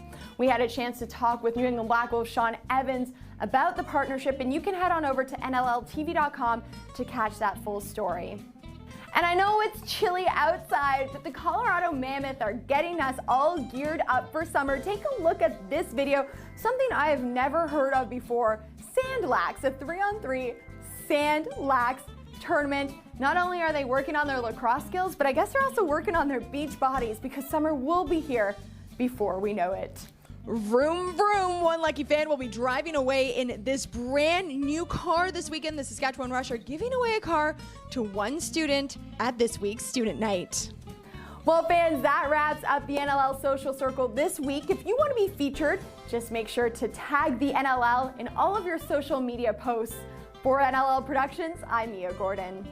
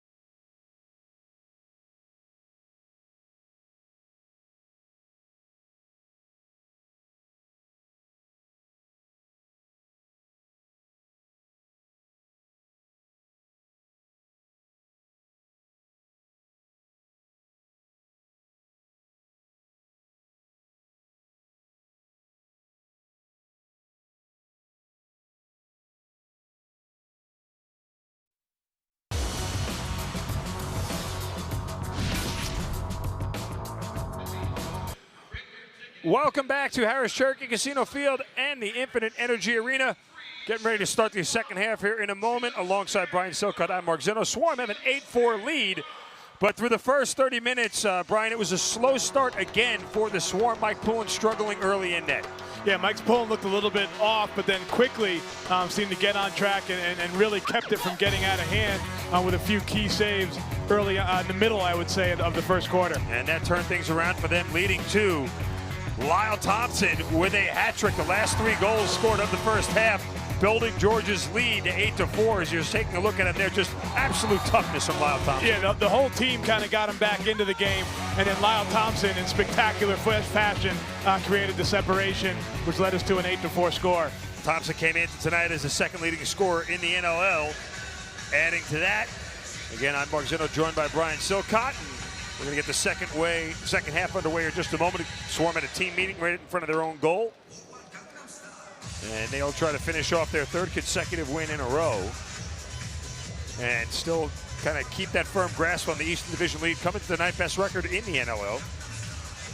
And at 7-1, I think they'd be feeling pretty comfortable going forward into the rest of the season. So McIntosh and Dylan Evans will take the face-off. And ball loose and won by the Swarm. I think the great thing for them about this record is that, early on, I'm sure even when they were winning, there were some questions about, are we this good? Is this going to turn us? But getting up to 7-1 would really make a statement that this is one of the best teams, if not the best team in the league. We talked before the game about what John Arlotto wanted to build in coming here to Georgia with this franchise, and he's done that. I mean, this is a team that is young. They're exciting. They're certainly aggressive on offense. They put the ball in the back of the cage better than anybody in the league this year, and they're tough on defense. Yeah, Lyle Thompson said to me, they don't have a quarterback. That everybody is a quarterback on this team. There's not one guy who's going to have the ball in his stick more than anybody else. They all share it. They all move it quickly.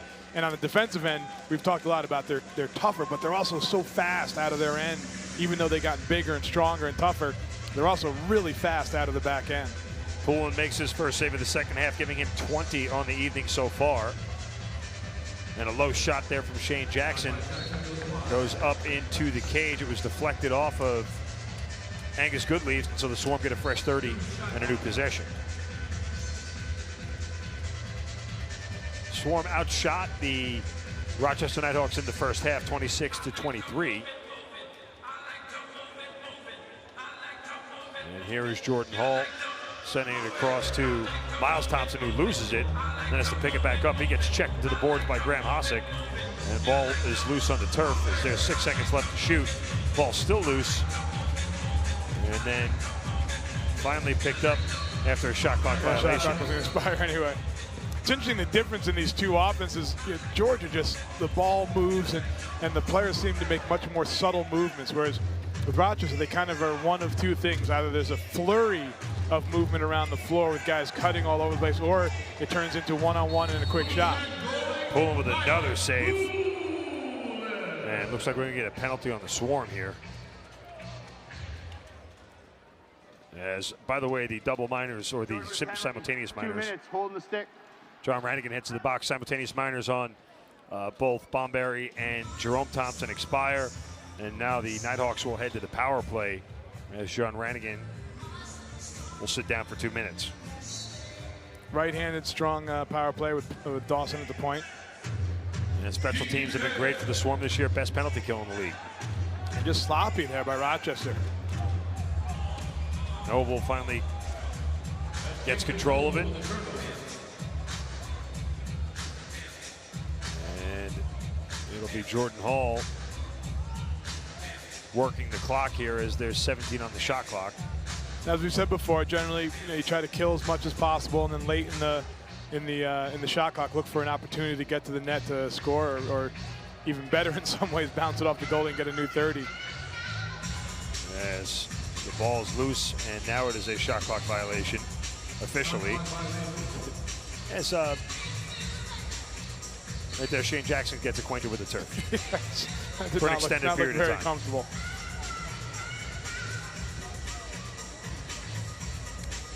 So the first possession, Rochester very sloppy, threw the ball away on their second pass, I think. And unfortunately for the Swarm, one of their best defenders is the guy the penalty is on. As Rochester with a shot and a score.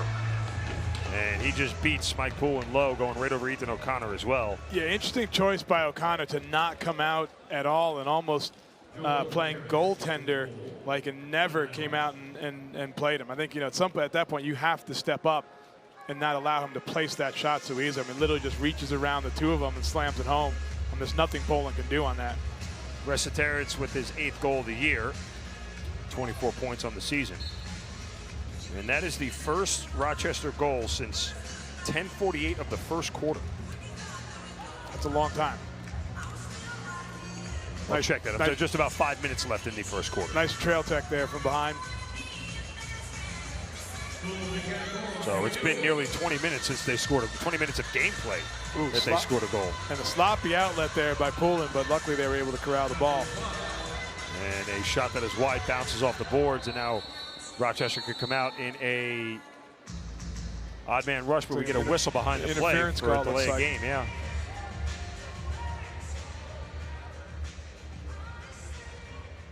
And so it'll be Rochester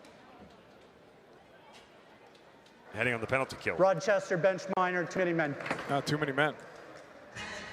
I thought that was just going to be an interference change of possession.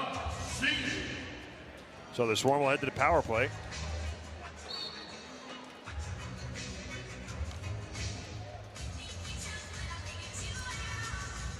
Powell at the top, swinging it over to Lyle, back to Miles.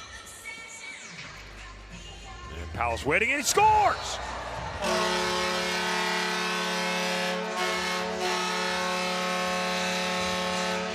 Powell's given the room to shoot. Brian just took advantage. Yeah, once he took that first step forward, he made up his mind. If that defender didn't come, he was letting it go, and he pinned it in the top corner. Nice screen down. The defender, really didn't do a great job of fighting around there to get to him, and he pinned it in the corner. That's a great shot. I say it almost every week. You always be amazed at what a small window these guys can get the ball into. Yeah, with that kind of time, Johnny Powell is the guy who can put it in that window. I mean, when you can fit it basically in the size of a shoe, like, it's very tough to defend. One of my roommates in college was a guy named Cam Bomberry, and was at his house up in the Six Nations reservation in Ontario, and what he used to shoot on was a piece of plywood with a hole just bigger than a lacrosse ball is what he used for shooting practice, throwing the ball through that hole. So after a turnover from Rochester, Swarm get it back, 20 left to shoot.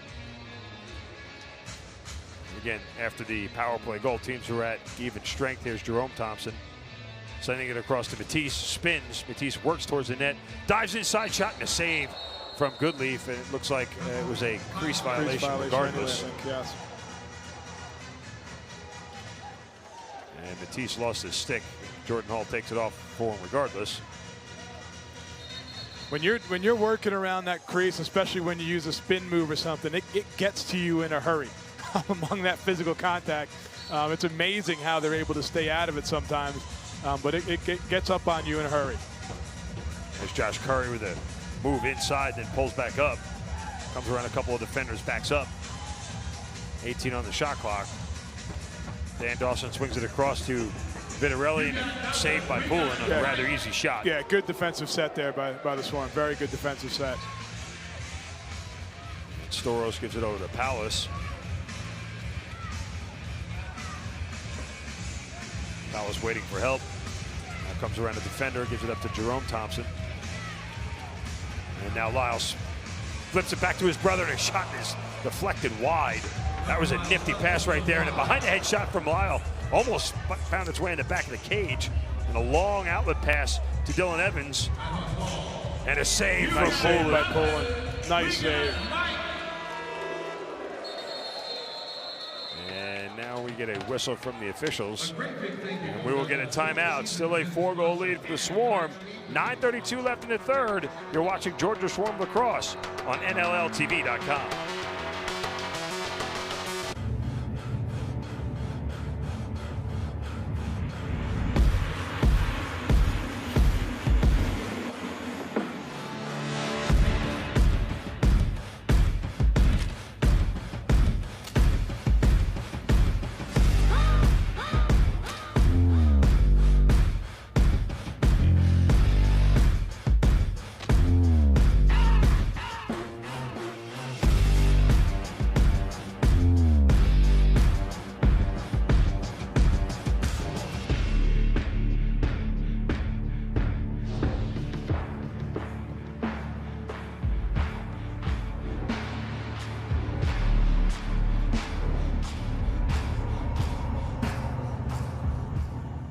Tonight's game is brought to you in part by Sports Interaction, Canada's home for worldwide sports betting.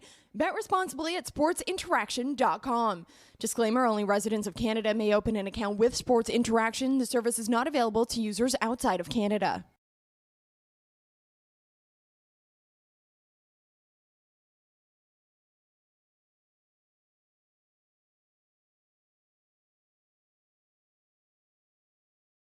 Harris Cherokee Casino Resort and the Infinite Energy Arena. Swarm with a 9-5 lead over the Rochester Knighthawks. Want to remind everybody, sign up and get all the latest NLL news delivered right to your inbox. Visit NLL.com and sign up for the NLL newsletter now. And coming out of this timeout, the Swarm will start with a possession by their own goal. And as we get a look at Lyle Thompson, second leading point getter in the NLL this year. And having another outstanding night. Already ready with a hat trick? There seems to be a level of flair to everything he does as well. I mean, he's just so smooth and spectacular in everything he does on the floor. And Shane Jackson with a low shot that is saved by Goodleaf.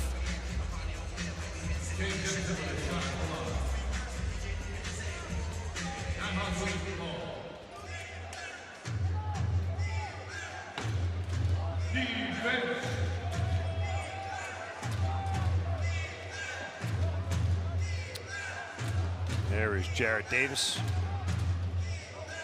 Sprinting into the corner, gives it back to Courier. And across. It's a good defense there by the Swarm, checking up, causing a loose ball turnover. Yeah, it's the combination of their physicality and speed. You know, they're tough, they're strong, but they also get on people so quickly.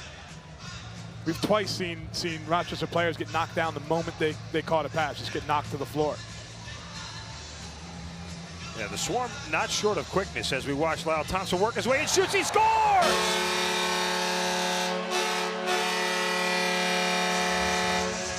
And there we kind of see the opposite of Lyle Thompson floating through the entire Rochester defense with nary a touch upon him. I mean, he got a nudge maybe, but he just slices through here.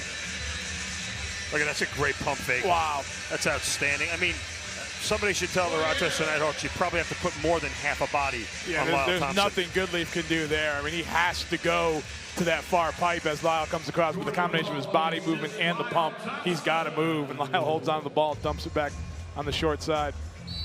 Swarm increased their lead to 5 as Bomberry takes the face-off with Jordan McIntosh. It's won by the Swarm. Rannigan pump fakes and then pulls back.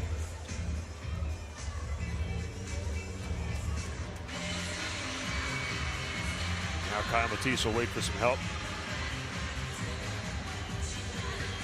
And Lyle's shot over the net and picked up by Rochester. Some tough checking by the Swarm. Rochester fights through, and here's Jared Davis. A lot of pump fakes, and Pullen comes out for a big save. Rochester had numbers there. More checking by the Georgia defense, and picked up by the Swarm, and then finally corralled. And another nice play by Lyle Thompson right there. You can't accuse him of not being a two-way player, that's for darn sure. Miles Thompson with a shot that Goodleaf manages to block.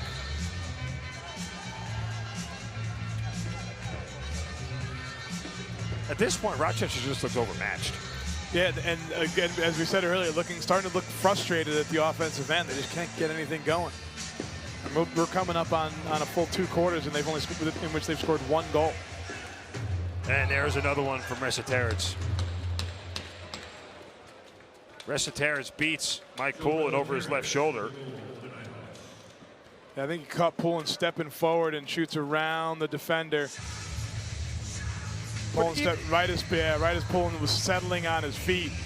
Didn't even really get a chance to react to it. He was almost in the air still, moving forward as that shot was taken. Even at that, where Resetarits took that shot from, not a high percentage shot. No, it was a combination, good placement, shooting around the defender, but also caught Pullen moving, right? Pullen was moving forward at the moment he shot it and wasn't able to react to the shot. Now we're going to get some extracurricular activity between Leo Storos and Ian Lord, and they're both going to head to the penalty box. Second time simultaneous minors have been called. Yeah, probably double roughings. And the officials will sort this out. I almost thought I saw Lord kind of swing his stick at Storos. Maybe what they're discussing. Georgia penalty, 2 minutes roughing, 2 minutes slashing. Rochester penalty, 2 minutes roughing. So double there you minors. go. It's 2 penalties on Storos. So maybe it was Storos who swung his stick. Yeah, so it's double minus take a look slashing here. and roughing, and just the roughing penalty for Rochester. So they'll serve the first 2 minutes concurrently. Well, actually the Swarm will have to send Jerome Thompson, their in-house player, to the interesting thing is on the replay, there looked to be a pretty clear slash by Rochester there. I was right. Yeah. I think maybe they got that backwards. It's the second time that looks like the officials might have missed something. So the Knighthawks on a power play now as Poulin comes up with the first big save and the ball. That was huge. And a long outlet pass intercepted. That wasn't the wisest play by Poulin. Yeah, that was not a good choice. Not a good choice. He could have dumped it off to a guy right in front of him and killed 30 seconds. And Resetarits with a shot and a huge save. Good job by the Swarm defense, though, getting back in there.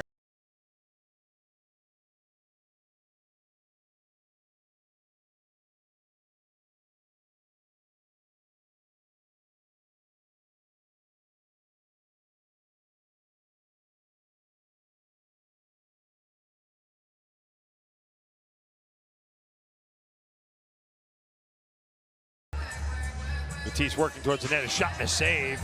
And look at that. Yep.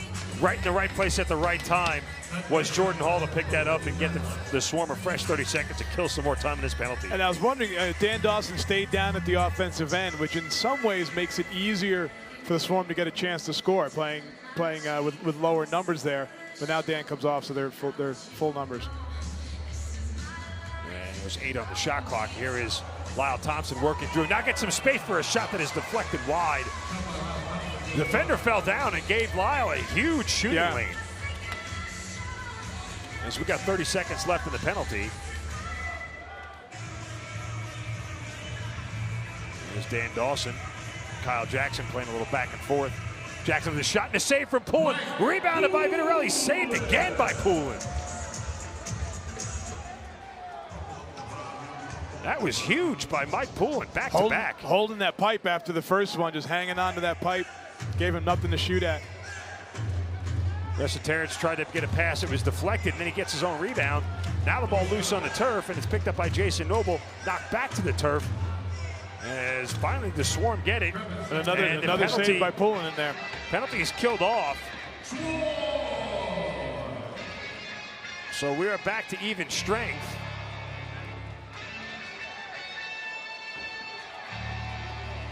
It's amazing how Poulin looked so uncomfortable early in the game and has ended up, I mean, he's been outstanding ever since. Jerome feeds it in the middle of Shane Jackson, can't corral it, and the Swarm turn it over. 3-on-2. And here's Evans pump faking, and that beats Poulin low.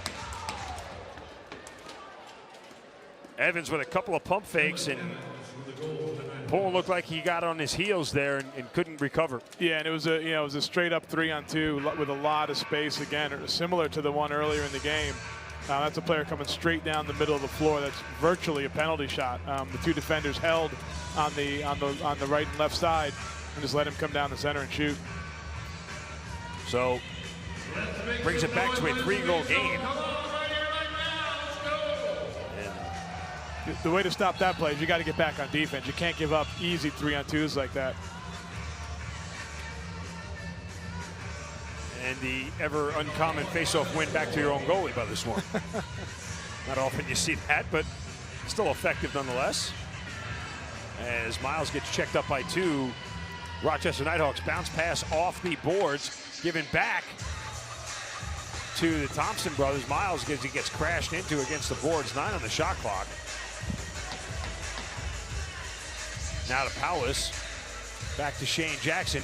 Tried to find Miles in the corner, and a shot clock violation by the Swarm. I don't think Miles knew how much time was left. The horn never went either for the shot clock. Rochester number 2, 2-minute minor, holding. I guess there was a delayed penalty there. Yeah, it is. As you can see the official with his hand up in the air. Can't give enough box action. How about 24/7 access? So now the Swarm will head to the power play as Paul Dawson heads to the penalty box, and Dawson with some extra words for the official. Yeah, did not see the penalty there. And clearly Paul doesn't think he committed a foul. 3:32 left, Swarm a 10-7 lead. You're watching Georgia Swarm lacrosse on NLLTV.com.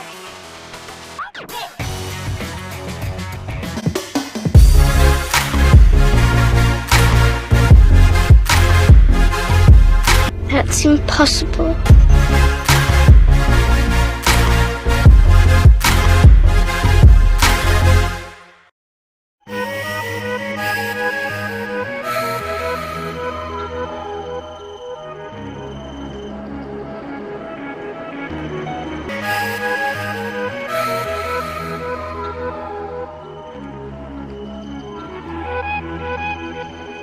And the scoreboard getting up by another goal here would be huge for Georgia late in the third quarter. Paul Dawson in the box. And it's kind of been, I guess, a lull, if you will. I mean, Georgia's been in control for the better part of a quarter, but it was a 4-goal game, so I don't want to say that it's like, oh, Rochester's hanging around per se, but that's exactly what it feels like, though, doesn't it? Rochester's hanging around. Yeah, it just seems like there's a little lull. Like there are just a lot of shots that are wide and shot clock violations by both teams, and Jordan Hall with a low shot save by Goodleaf. It felt for a little while there like Georgia was going to start to run away with it. It just hasn't happened. Rochester's battled back, gotten their goals. So after the Swarm scored 5 in a row, Rochester has scored the last 2. And here's Dan Dawson. 2 Swarm defenders up on him. Back to Resetaritz, over to Davis. Here comes Kyle Jackson. Try to get it back in to Dan Dawson, who's wide and picked up by Mike Poulin. Nice job on defense there. That's a play Dan Dawson loves on the shorthand, to post up close to the goal and try to get it back, and he often reaches out with one hand to catch it, uses his body to keep the defender at bay. Now 10 on the shot clock for the Swarm. There's Lyle back to Jordan Hall. Over to Matisse. And Matisse tried to give it over to Shane Jackson, get it right back. A low shot right there, saved, and almost picked up the rebound. Would have been nice if the Georgia got a fresh 30. Outlet pass to Kyle Jackson is missed its mark. And Suter with a long rebound and a huge save by Poulin. That was a mistake by the Swarm there, and Poulin was there to bail him out. Now Jordan Hall gets it back, a shot and a save by Goodleaf, and he gets the rebound. And now Brad Gillies, who's had a bunch of odd man scoring opportunities tonight, yet to convert on them. As we're under 2 minutes here in the third quarter. And this is the penalty is gonna expire during this possession. And you see Paul Dawson sprinting out of the box, and Poulin with a piece of that one.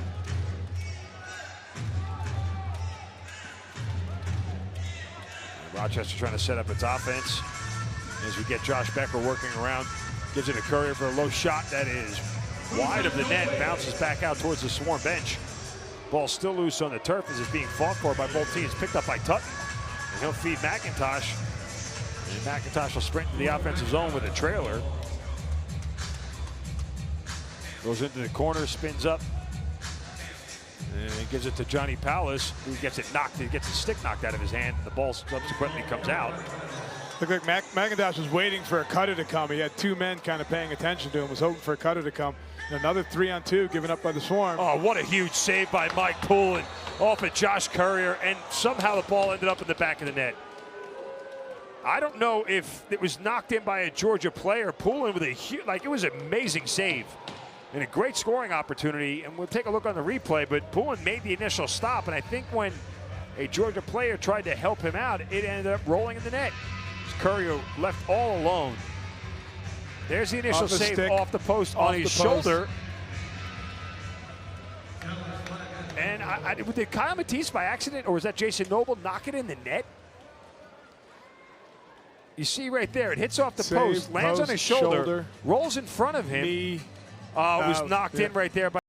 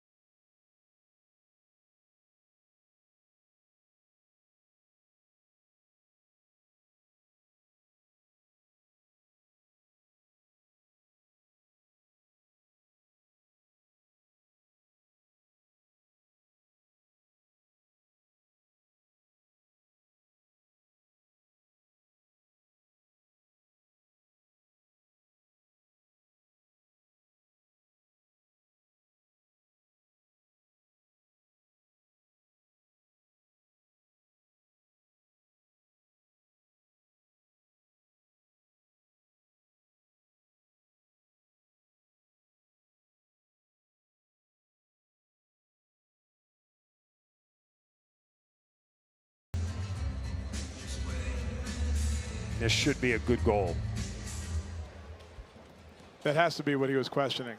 Shooter is in the crease prior to the ball crossing the goal line. We got no goal.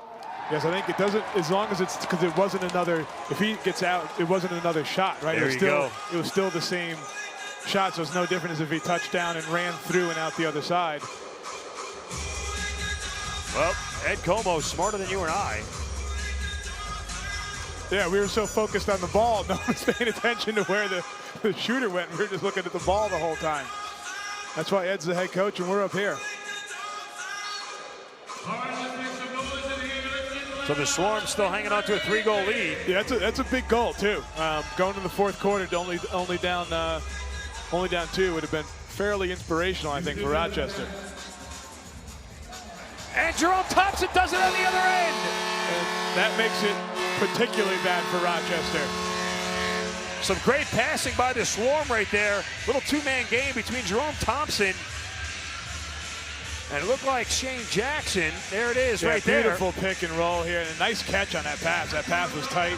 I mean, this should be used in an educational video on how you run pick and roll.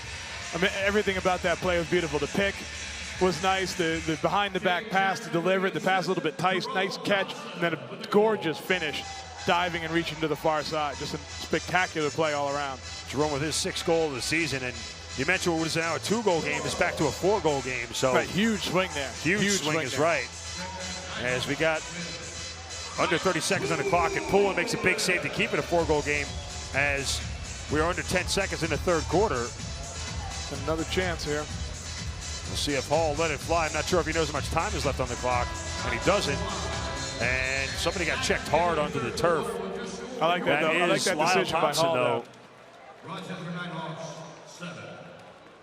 Lyle Thompson slow to get up. We will take a timeout. We'll get you a status on Lyle. But a 4-goal lead for the Swarm, 11-7. Back with the final 15 minutes here on NLLTV.com.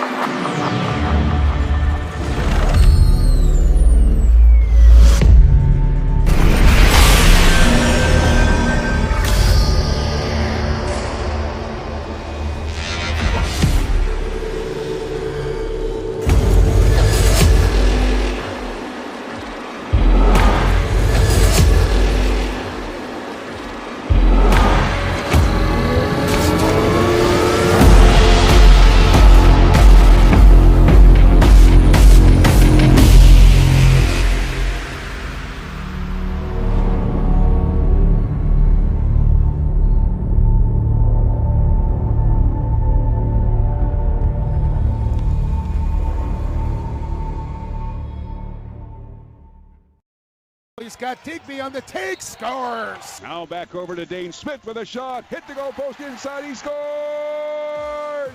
Afraid you might miss out on the big stories from your favorite team? Well, not to fear, the NLL newsletter is here.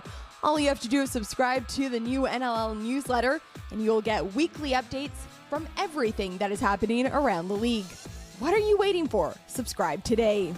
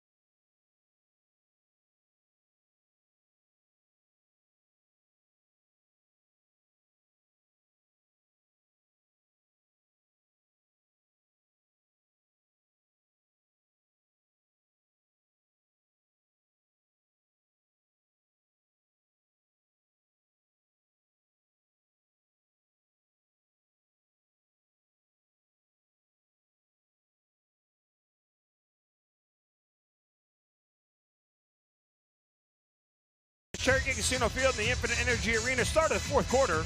Swarm leading by 4 over the Rochester Knighthawks. Alongside Brian Silcott, I'm Mark Zinno. It'll be Jordan McIntosh, Dylan Evans in the face-off circle. And 15 minutes left before the Georgia Swarm can claim their 3rd win in a row and 7th on the season. Several players hitting the deck there after that face-off. And just a wild, kind of a wild finish there with the goal called back, and then just an awesome pick and roll goal to get the 4-goal lead. Powless, as Lyle Thompson obviously is okay after he hit the deck on the end of the 3rd quarter. Jordan Hall with a shot and a save by Goodleaf. Rebound picked up by Hossack.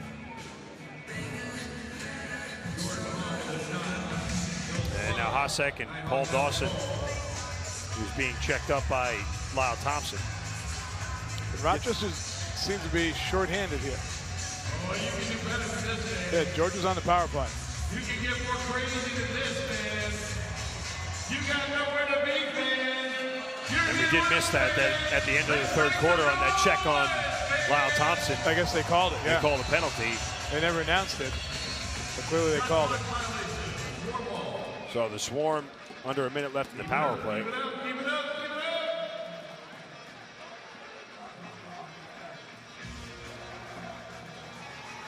And here is Powless over to Matisse, back to Jordan Hall with a low shot and a save by Goodleaf. That was a nice possession there, Brian. Yeah, it's Jordan's taken that shot a couple times. Goodleaf seems to be ready for it. I'd like to see Jordan bring that back up high, perhaps, on him next time he has an opportunity. 25 left in the penalty, and it was Luke Magnan, who was in the penalty box. And so one last rush here for the Swarm with 13 seconds left. There's Shane Jackson, back to McIntosh, back to Jackson. 5 in the power play.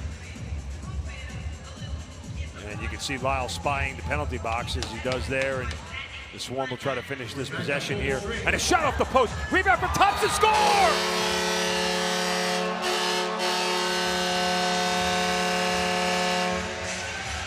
That is a 5-goal night for Lyle Thompson.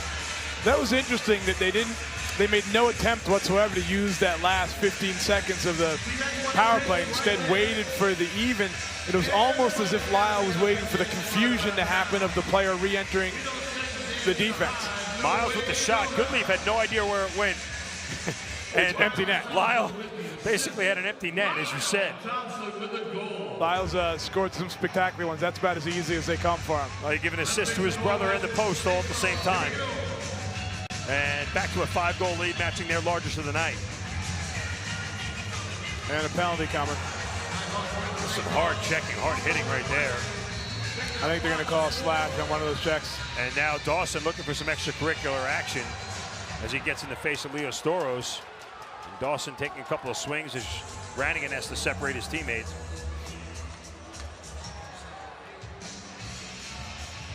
I think Dawson's looking for a fight. And Joel Matthews also with some words. That was Matthews actually here at the end. And Dawson is heading to the penalty box. We'll see. They're going to send a swarm player off as well. Looks like it's going to be. Yeah, they called a slash on that initial ground ball. Right there, right in the top of the head. Yeah, right in the top of the head, he got him. Yeah, Sellers heads to the box. And maybe that one. There was a couple that could have been called there. Might have been that one too. They decided one of those was a 2 penalty. minutes for slashing. Rochester number 2, 2 minutes, dead ball foul. Yeah, and it was the extracurricular activity from Dawson there after the whistle that got him in the box. So we'll have simultaneous minors and 5-on-5 lacrosse still. All right, fans, look up that video for you're going to see a noise meter. There was several instances of violence in that series.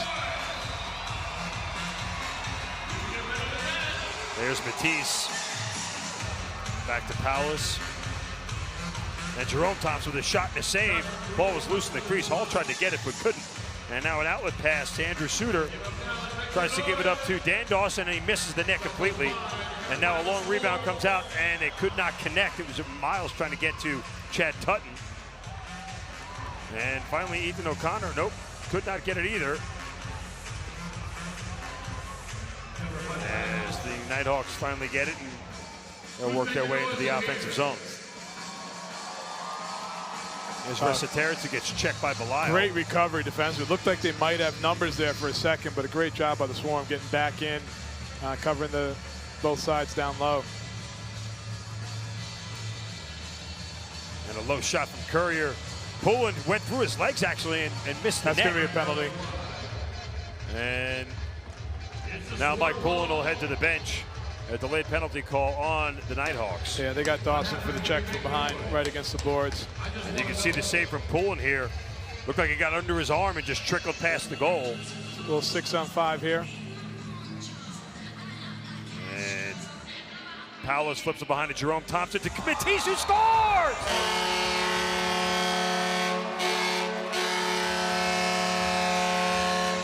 Sweet passing by the Swarm. Love that pass by Jerome Thompson. It looked like he was shooting the ball and just delivered a beautiful pass to the backside. If there's an alley-oop in lacrosse, this is it, because Matisse was airborne when he caught this pass, or at least going airborne. Wow, that's a beautiful goal. Jerome Thompson with the assist. Big Kyle Matisse with his second goal of the night, 11th on the season. And the Swarm in full control now, up by 6. And that goal wipes out the penalty. And I tell you, I mean, literally, less than 6 minutes of game action ago, it could have been a 2-goal game. It could have been a 2-goal game, and we were nervous. And now it is back to a 6-goal lead, the largest of the night.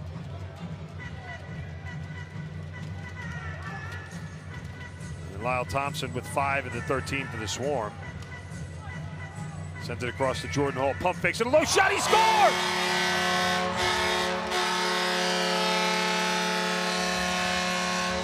The Swarm pouring it on right now. Well, I said that Jordan had taken a few shots down low and they've been saved. I'd like to see him bring it back up high, and he obliged and stuck that one right up in the top corner. Yeah, it was a low shot, a low riser, if you will. As you see coming from the low part. Whoop. See, Goodley was expecting it down low again. He dropped right down when he dropped his stick. Jordan Hall is a smart lacrosse player. He wasn't going to go low again. 12th of the year for Jordan Hall. And the Swarm now doubling up the Rochester Knighthawks.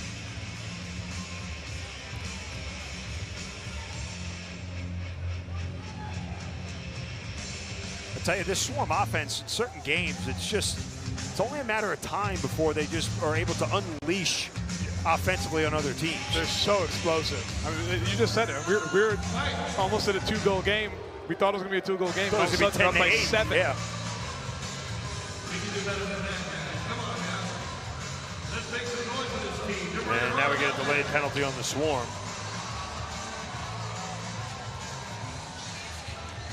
As you see, Goodleaf run to the bench, and an extra attacker on for Rochester.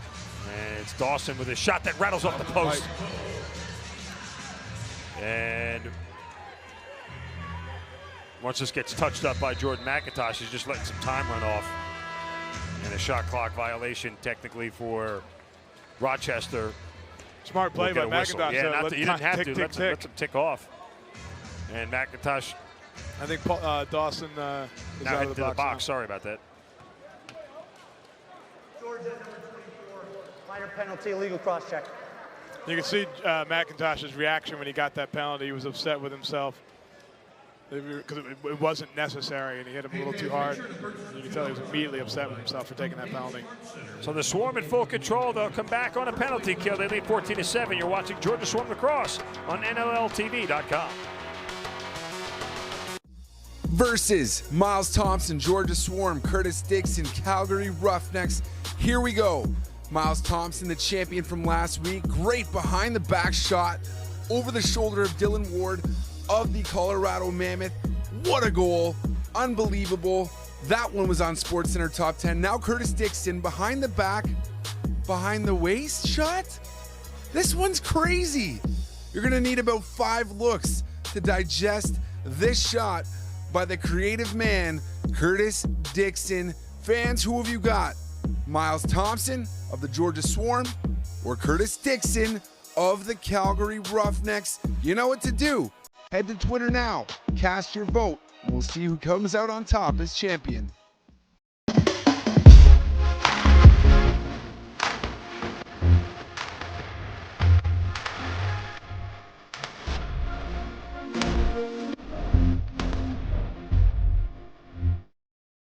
Bringing in Dan Ladisor, I think, has been a big part of it. But he's done a great job of turning what was a young team into what looks like a veteran organization here.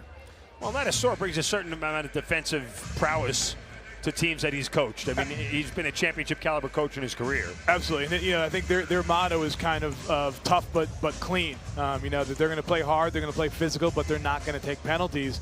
And I think that Ladisor has brought that to them. There's Lyle Thompson sprinting in towards the goal. And now cuts inside, a shot and a save from Goodleaf, a short-handed attempt from Lyle Thompson. I want you just want to go in so badly. He's so spectacular. Coming up on 110 on the penalty to Jordan McIntosh.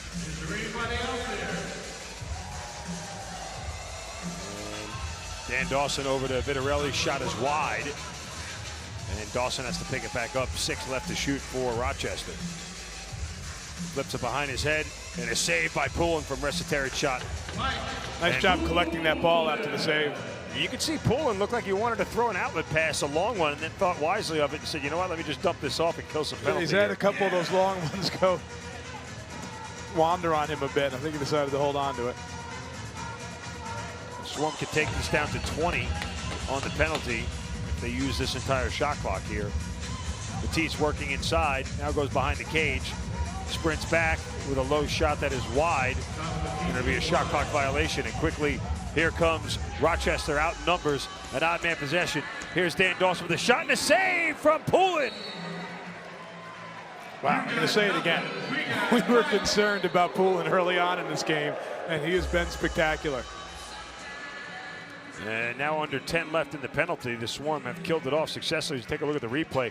Dawson all alone, and Poulin just went low and got it. A fantastic save. There's Palace now working in the corner, dumps it back in the middle. Not sure who it was for, whether it was Jackson or Lyle, but Lyle picks it up. 4 left to shoot. Lyle looking for some help, throws it on net to get a fresh 30, and does now. Picks up his own rebound, shoots, he scores!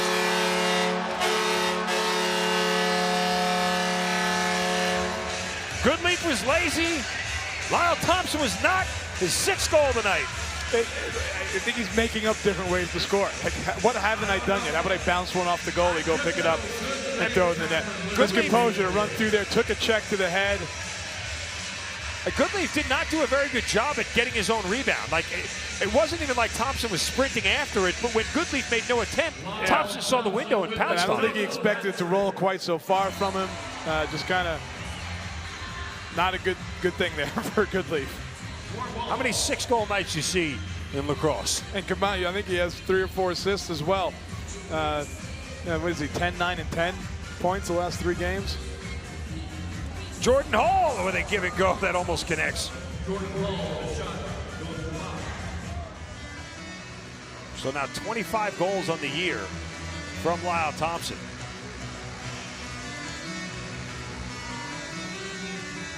And an 8-goal lead for the Georgia Swarm. Rochester just out of sync in the offensive end. Mike Hasten, the head coach of Rochester, as they get a goal there. That was a rather soft goal, but... And that's kind of what all their goals have looked like. You know, they've been just an opportunity to shoot and score, nothing coming out of ball movement and offense really at all. Well, you saw Poulin very frustrated that he gave that one up because there was nothing special about that as we watched the replay here. Just a kind of, wasn't even a hard shot. I think Poulin just got caught moving in the wrong direction. Not happy with himself after that one. Yeah, I think you saw Dan Dawson reaching out with his long arms and thought he was trying to reach for the far side and pulled it back in the short side, fooled Poulin. And face-off won by the Swarm as Krepinczak picks up the loose ball. And a violation will give it right back to Rochester.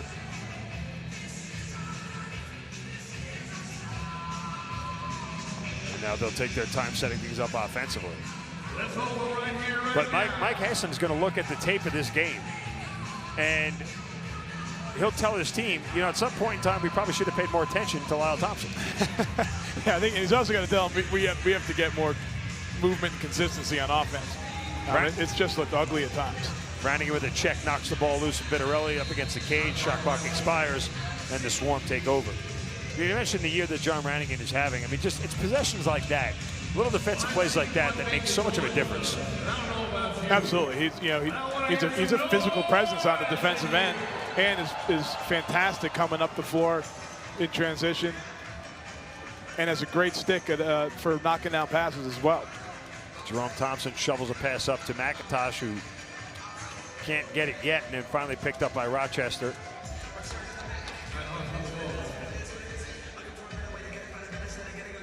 I tell you, I mean, you know, the Swarm are good at playing with leads, which isn't always an easy thing to do in this sport because they can disappear quickly. Absolutely, that's a very true statement. You know, this one it looked like they were letting it slip away there for a moment, but then they flipped the switch and all of a sudden we're up by 8. Pullin with a save on a low bounce shot. Goes in the corner. It's being fought for with Storos and Noble, as is Sean Young. And Rochester will get the possession. Here's Dan Dawson. Pump fakes and then pulling up to the task on a save. And then another one. Dawson had 2 opportunities. Pulling stonewalled him twice. Yeah, I think the first one kind of was in the chest. The second one, I thought Dan had a good look at it, and Pulling was there. I think he tried to go up over his shoulder with that second one. As we're under 5 minutes left. There's Hall, back to Matisse. Hall loses it and has to go towards the boards with 6 on the shot clock. Now pump fakes looking across to Matisse, shot and a save from Goodleaf. Nice look there, nice catch. Matisse tried to reach around to the far side, just was too low down, I think, though, to make it.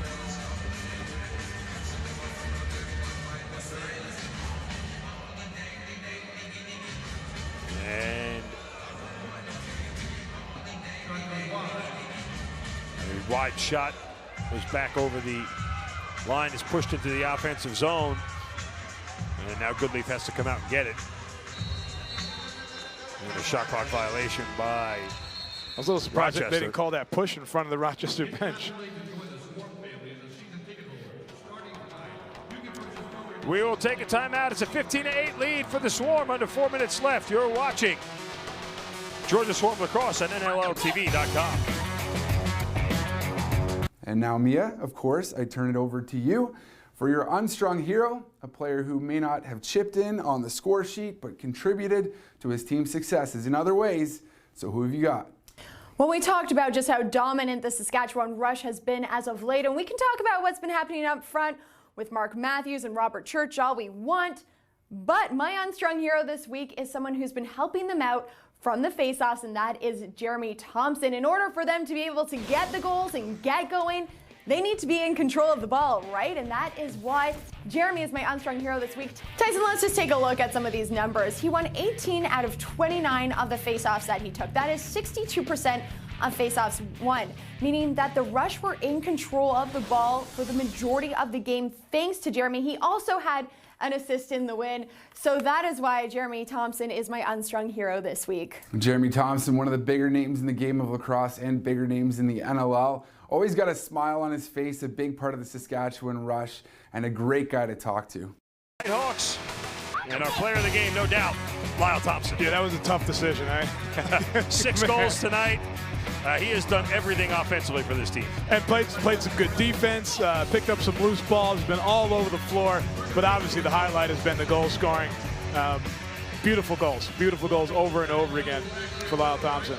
And let's not undersell Mike Poulin's effort between the pipes tonight, because you only give up 8 goals in a game like this. Now, granted, there's still 3:56 left, but still, you know, you hold the team to 8 goals through nearly 4 quarters. You're playing some pretty darn good goal. Especially, and Mike Poulin was big in the swing.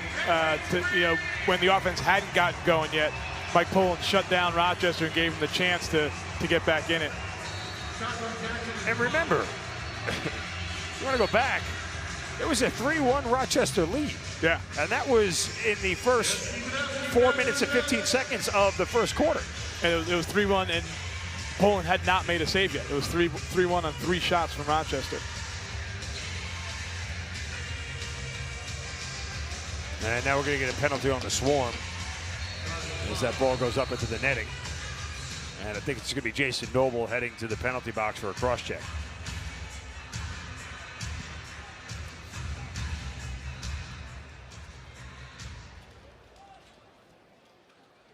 Georgia, number 45, minor, check from behind.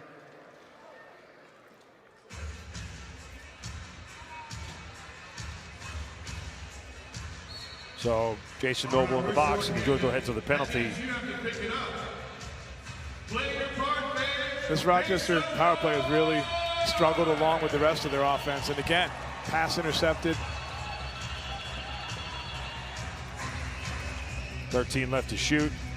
As Dan Dawson flips it behind his head. The Rochester's shot is deflected wide by Mike Poulin.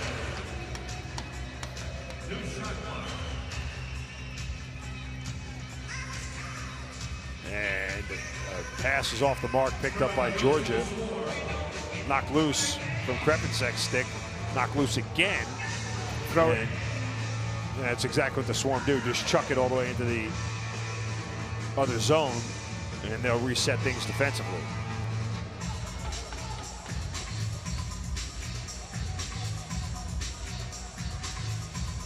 There's Courier. Back to Dawson. Courier gets it back. Over to Bomberry for a shot that makes its way past Poulin and in. Nice shot by Bomberry.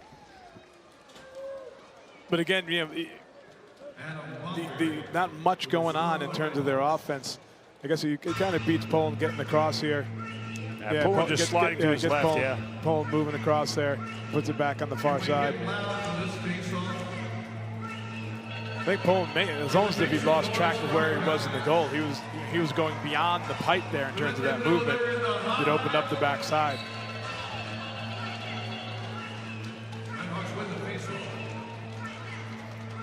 And so it's a 15-9 game as we approach 2 minutes left. And if Jason Noble comes out of the box after the power play goal by Rochester. So 120 seconds left, and the Swarm will head to their 3rd consecutive victory. Poulin comes up with another big save right there on Rochester's diving shot.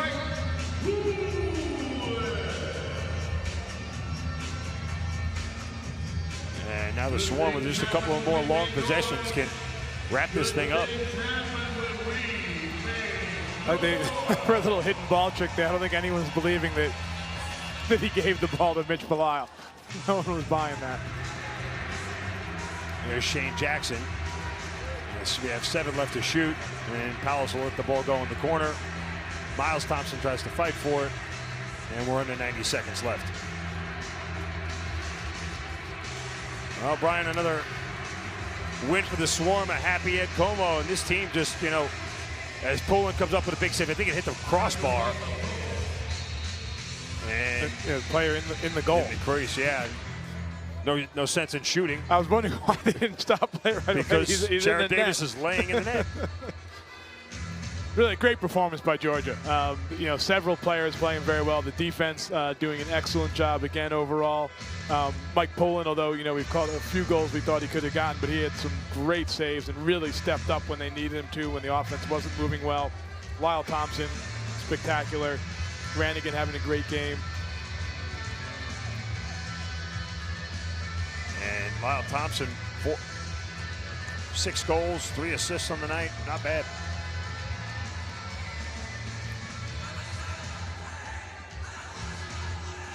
And the great thing is with the Swarm, it's always a team effort. You know, the ball moves so well. Everybody gets involved. Everyone's engaged. When they win games, it's always a team effort. We're under a minute left. Well, the Swarm are going to improve to 7-1 on the year. And now Chad Tutton had a breakaway opportunity, but pulls up and says, hey, we'll take our 15-9 win and go home happy. But the Swarm come into tonight averaging 14.8 goals a game. They hit their mark once again. And it's going to be good enough to get them a win.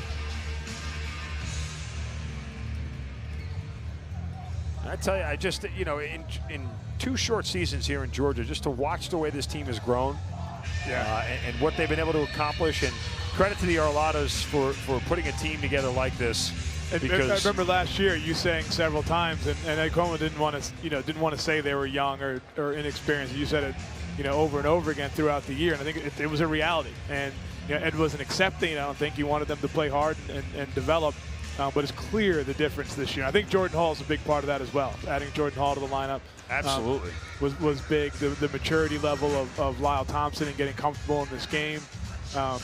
Bringing in Laddie, as we talked about, helped on the defensive end, I think. Rannigan's clearly made a difference in the defensive end. This is a much different, a very similar team to last year, but much different, much different. And I think, you know, it was just the foresight of the way they wanted this team to play, what they wanted to put together. And they've accomplished that. And that's not always easy to do. I mean, every owner, GM would say, hey, I'd like my team to be able to do this. But getting the collection of players to put together to do it is much easier said than done. And, you know, I think the Arladas saw the deficiencies in the team last year and said, you know what? We're going to go make the moves that we need to make this team better. And they did that. Absolutely. I think, yeah, that's, as you said, a difficult thing to do. They had an image, what they wanted this team to look like, and they have created it. And ultimately, it didn't take very long, right? This is only their 2nd year in kind of a rebirth here in Georgia, and they have just what they wanted to have. And don't undersell the draft from last year with the 4 rookies that they had in that class that had propelled them as the final horn sounds. And the Swarm get their 3rd win in a row, 15-9, improved to 7-1 on the year. Always a pleasure. Love watching these games with you. It's a fun team to watch, and they certainly are enjoying themselves on the floor. Yeah, I think that the Swarm just have an ability to control the tempo and flow of a game. They've proven that all season long, and their record is a byproduct of the way they play. And you know, when things aren't going well, it's not like all of a sudden somebody starts trying to go one-on-one, right? They just keep doing what they do and wait for things to swing their way. And this year, they've been swinging their way over and over again. Swarm win over the Rochester Knighthawks, 15-9, and they will head to a bye before they have to go back out on the road.